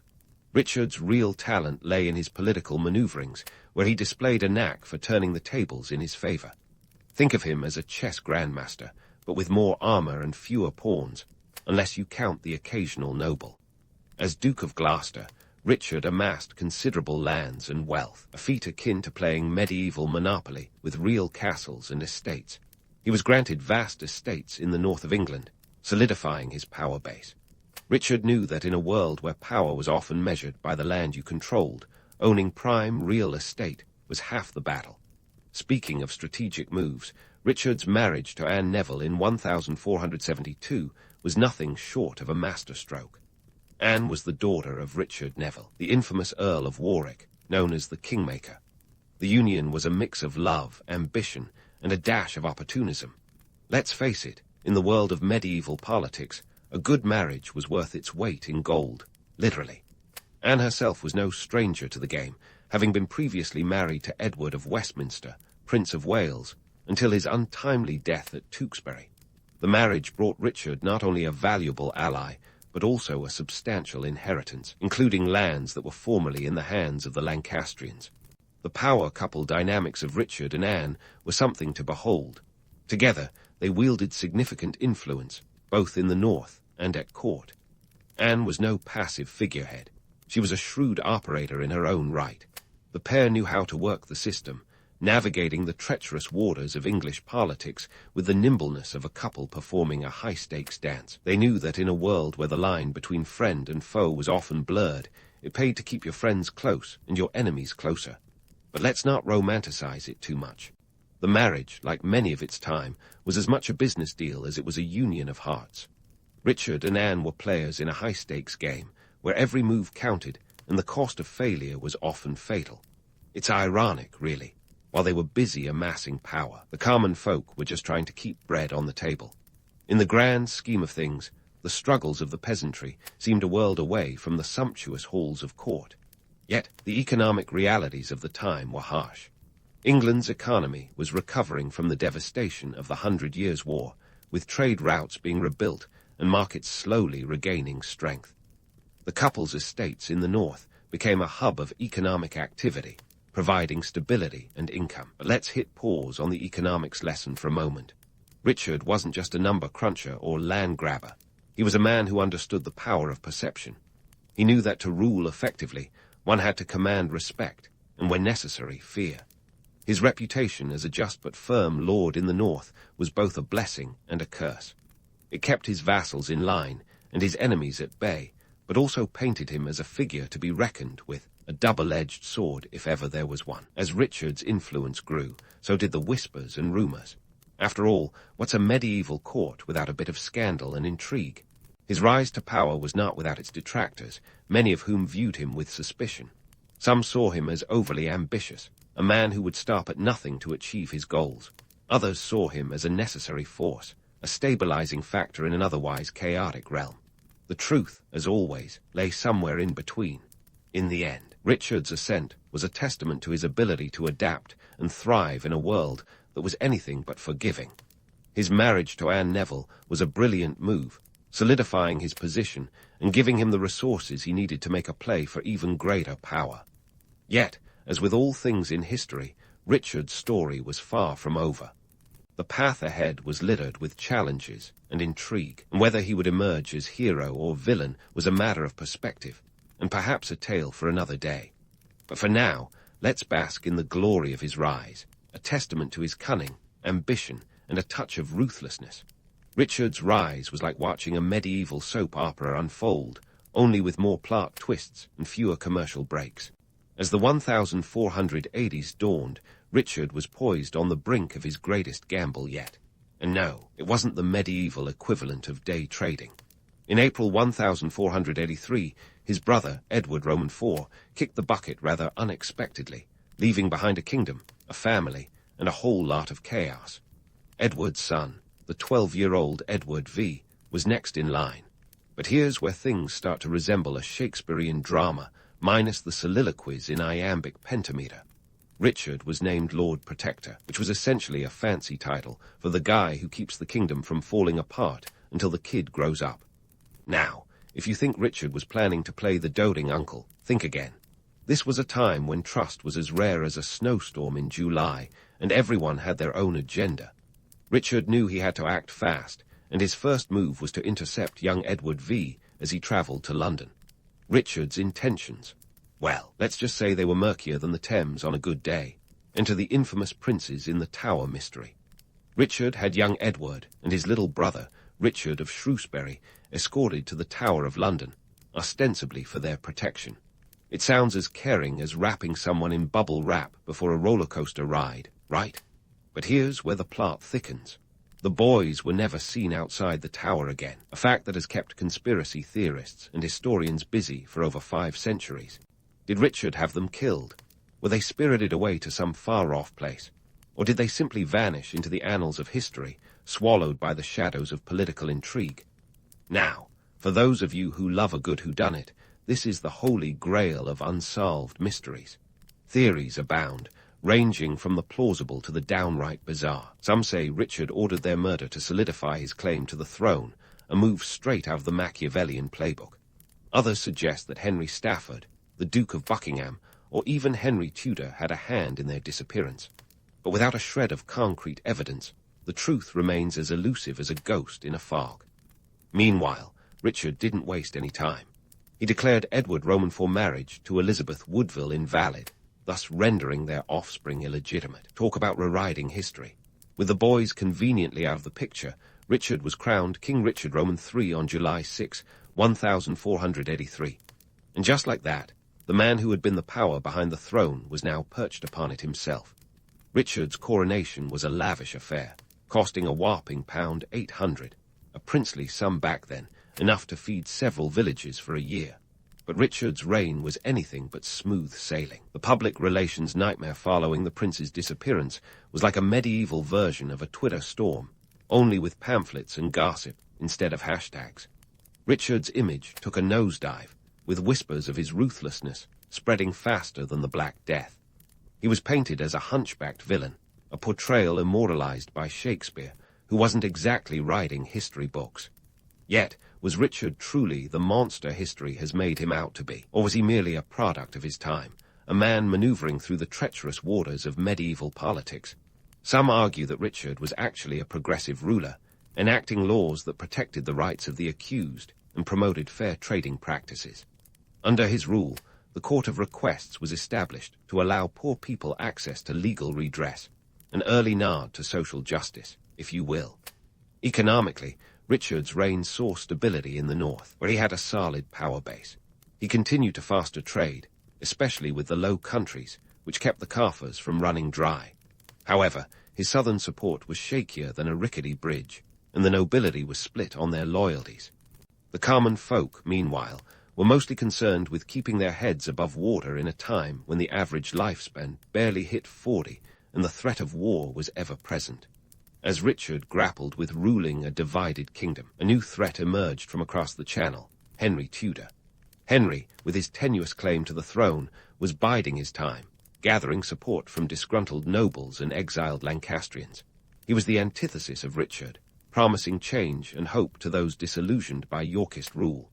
By August 1485, Tudor had raised an army and set sail from France, landing on the Welsh coast with a single goal: to seize the English crown. But let's not get ahead of ourselves. The Battle of Bosworth Field, which would ultimately decide the fate of Richard and the Plantagenet line, was still on the horizon. For now, Richard was a king beset by enemies, real and imagined, as the weight of the crown pressed heavy on his brow. Was he a misunderstood ruler trying to bring order to chaos, or a Machiavellian schemer determined to cling to power at any cost? The truth, much like the fate of the princes, may forever remain a mystery, hidden in the dusty pages of history. As we leave Richard for now, standing on the precipice of destiny, we can only ponder what might have been had events taken a different turn. But fear not, dear listeners, for the story of Richard Roman III is far from over. Stay tuned as we unravel the next chapter in this gripping saga. The stage was set, and the curtain was rising on Richard Roman III's reign, a performance destined to be as short-lived as it was controversial. Richard may have snagged the crown, but keeping it was another matter entirely. His administration was like a medieval roller coaster ride, with more ups and downs than a knight's jousting lance. And just like any good roller coaster, it promised thrills, chills, and maybe a touch of nausea. Let's dive into Richard's attempts to rule a kingdom that was as divided as a pizza at a family dinner. His reign, lasting a mere 2 years from 1483 to 1485, was a whirlwind of reform and rebellion. Richard was the kind of king who understood that to win hearts and minds, you had to do more than just look the part. You had to act it. He launched a series of reforms aimed at streamlining the administration and delivering justice. But in a world where trust was as slippery as a greased eel, not everyone was buying what Richard was selling. One of his most significant reforms was the establishment of the Court of Requests, which sounds like something straight out of a fairy tale, but was actually a legal innovation. This court allowed the common folk, yes, the same ones who were busy trying to survive on stale bread and ale, to seek justice without being crushed by the exorbitant costs of legal proceedings. Think of it as a medieval version of Judge Judy, but with less sass and more parchment. Richard also took a stab at reforming the land laws, addressing grievances that had been festering like a bad wound. He introduced measures to protect against the illegal seizure of land, a practice that had been as common as a London fog. Richard's reforms aimed to stabilize the kingdom, but in a time when corruption was as rampant as the fleas on a street dog, these changes faced resistance from those who benefited from the status quo. Spoiler alert, this didn't exactly endear him to the aristocracy, but Richard wasn't just about dispensing justice and reforming laws. He was also trying to woo the public. His methods of gaining favor were as innovative as they were questionable. Take his tax collection policies, for instance. Richard introduced a system where taxes were collected directly by royal officials rather than local lords, a move that was about as popular as a rainstorm at a picnic. The idea was to ensure that the crown got its fair share and to cut out the middlemen who were often as honest as a fox in a henhouse. Of course, not everyone saw this as a step forward. For the local nobility, it felt like Richard was stealing their thunder and their profits. It was a classic case of robbing Peter to pay Paul, except Peter was a powerful duke and Paul was the royal treasury. The backlash was swift, with grumbling from the gentry echoing through the halls of power. Richard's attempts to centralize authority were viewed as overreach by those who preferred their feudal privileges to remain untouched.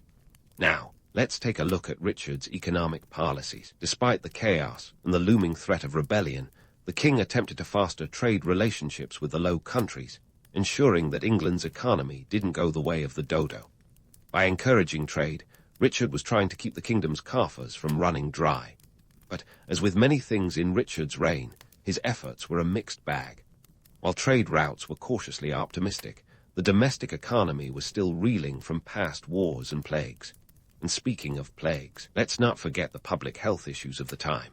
The common folk were dealing with everything from the Black Death to the common cold, and Richard's reign did little to alleviate their suffering.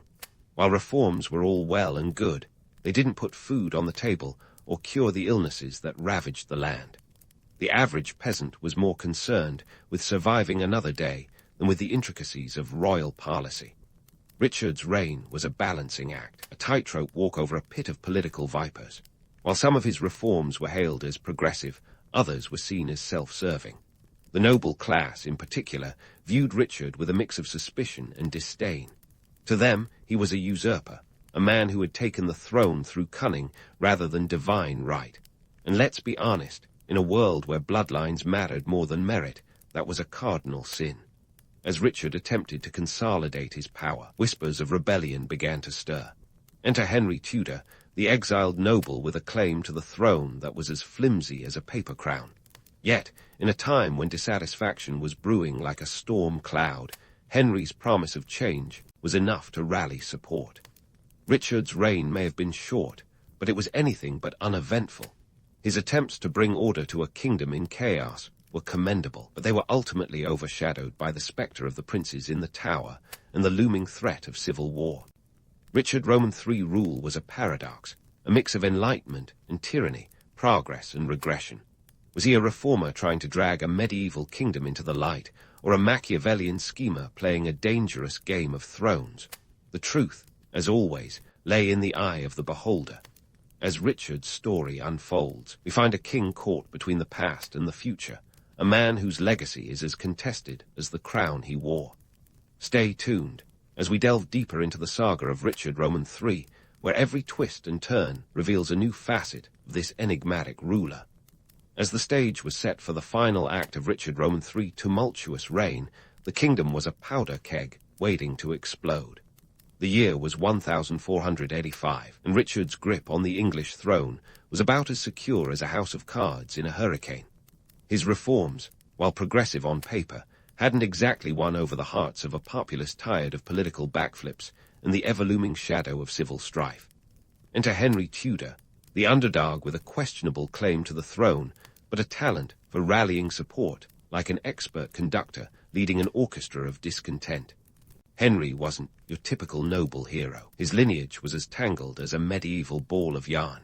His mother, Margaret Beaufort, was a descendant of John of Gaunt, but through a line that had been conveniently deemed illegitimate. Yet, in a world where perception was everything, Henry's promise of change resonated with those who had grown weary of Yorkist rule. Supported by French troops and discontented English nobles, Henry landed in Wales on August 7, 1485, ready to challenge Richard in a showdown that would decide the fate of the English crown. The Battle of Bosworth Field on August 22, 1485, was the climax of this epic saga. Richard's forces, numbering around 10,000, faced Henry's army of about 5,000. The odds seemed in Richard's favor, but in the chaos of battle, allegiances shifted like quicksand. The Stanleys, a powerful family with a knack for playing both sides, held the deciding vote. Their forces hung back, waiting to see which way the wind would blow. When the time came, they threw their lot in with Henry, turning the tide against Richard. Picture the scene. Richard, clad in gleaming armor, leading a desperate cavalry charge straight at Henry himself. It was a bold move, the kind you'd expect from a king with nothing to lose. But as he plunged into the fray, Richard was unhorsed and surrounded. His cries of a horse, my kingdom for a horse, immortalized by Shakespeare, who had a flair for the dramatic, if not the historically accurate, echoed across the battlefield. In reality, Richard fought valiantly before being cut down, the last English king to die in battle, a fate as brutal as it was poetic. With Richard's death, the Plantagenet line came to an abrupt and bloody end, and Henry Tudor was crowned on the battlefield as Henry Roman VII. His victory marked the dawn of the Tudor dynasty, a new chapter in England's saga. Richard's body, stripped naked and unceremoniously slung across a horse, was paraded through the streets of Leicester, a grim reminder of the fickle nature of power. His remains were hastily buried in the grounds of Greyfriars Friary, where they would lie forgotten for centuries. Fast forward to 2012, when a team of archaeologists made a discovery that was stranger than fiction. Beneath a municipal car park in Leicester, they unearthed a skeleton with a curved spine and battle wounds, confirmed through DNA testing to be Richard Roman III. His remains had played a 500-year game of hide-and-seek, hidden beneath layers of urban development. The discovery was a sensation, prompting a re-examination of Richard's life and reign. But why the enduring fascination with Richard Roman III? Why does a king whose rule was as fleeting as a comet continue to captivate us?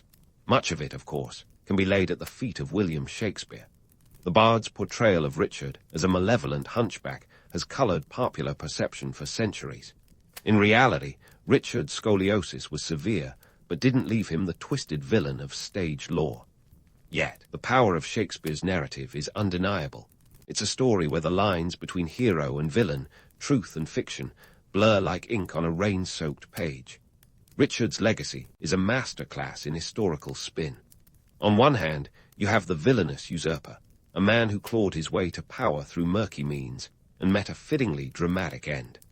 On the other, you find a ruler who attempted to implement progressive reforms, who sought to bring order to chaos in an era defined by its unpredictability. The truth, as always, lies somewhere in between, a tantalizing blend of fact and fiction, myth and reality.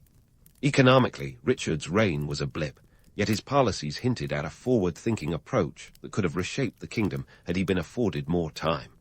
His efforts to centralize power, and ensure justice for the common folk were steps toward modern governance. But the politics of the time were a beast of a different nature, one that demanded more than just good intentions.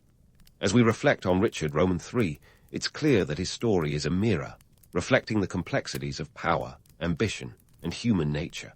From the mystery of the princes in the Tower to his legendary last stand at Barsworth, Richard's life was a tapestry woven with threads of intrigue and drama.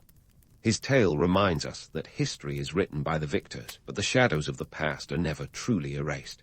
In the end, Richard Roman III remains an enigma, a symbol of both the heights and pitfalls of ambition, a man whose life and death continue to intrigue and inspire.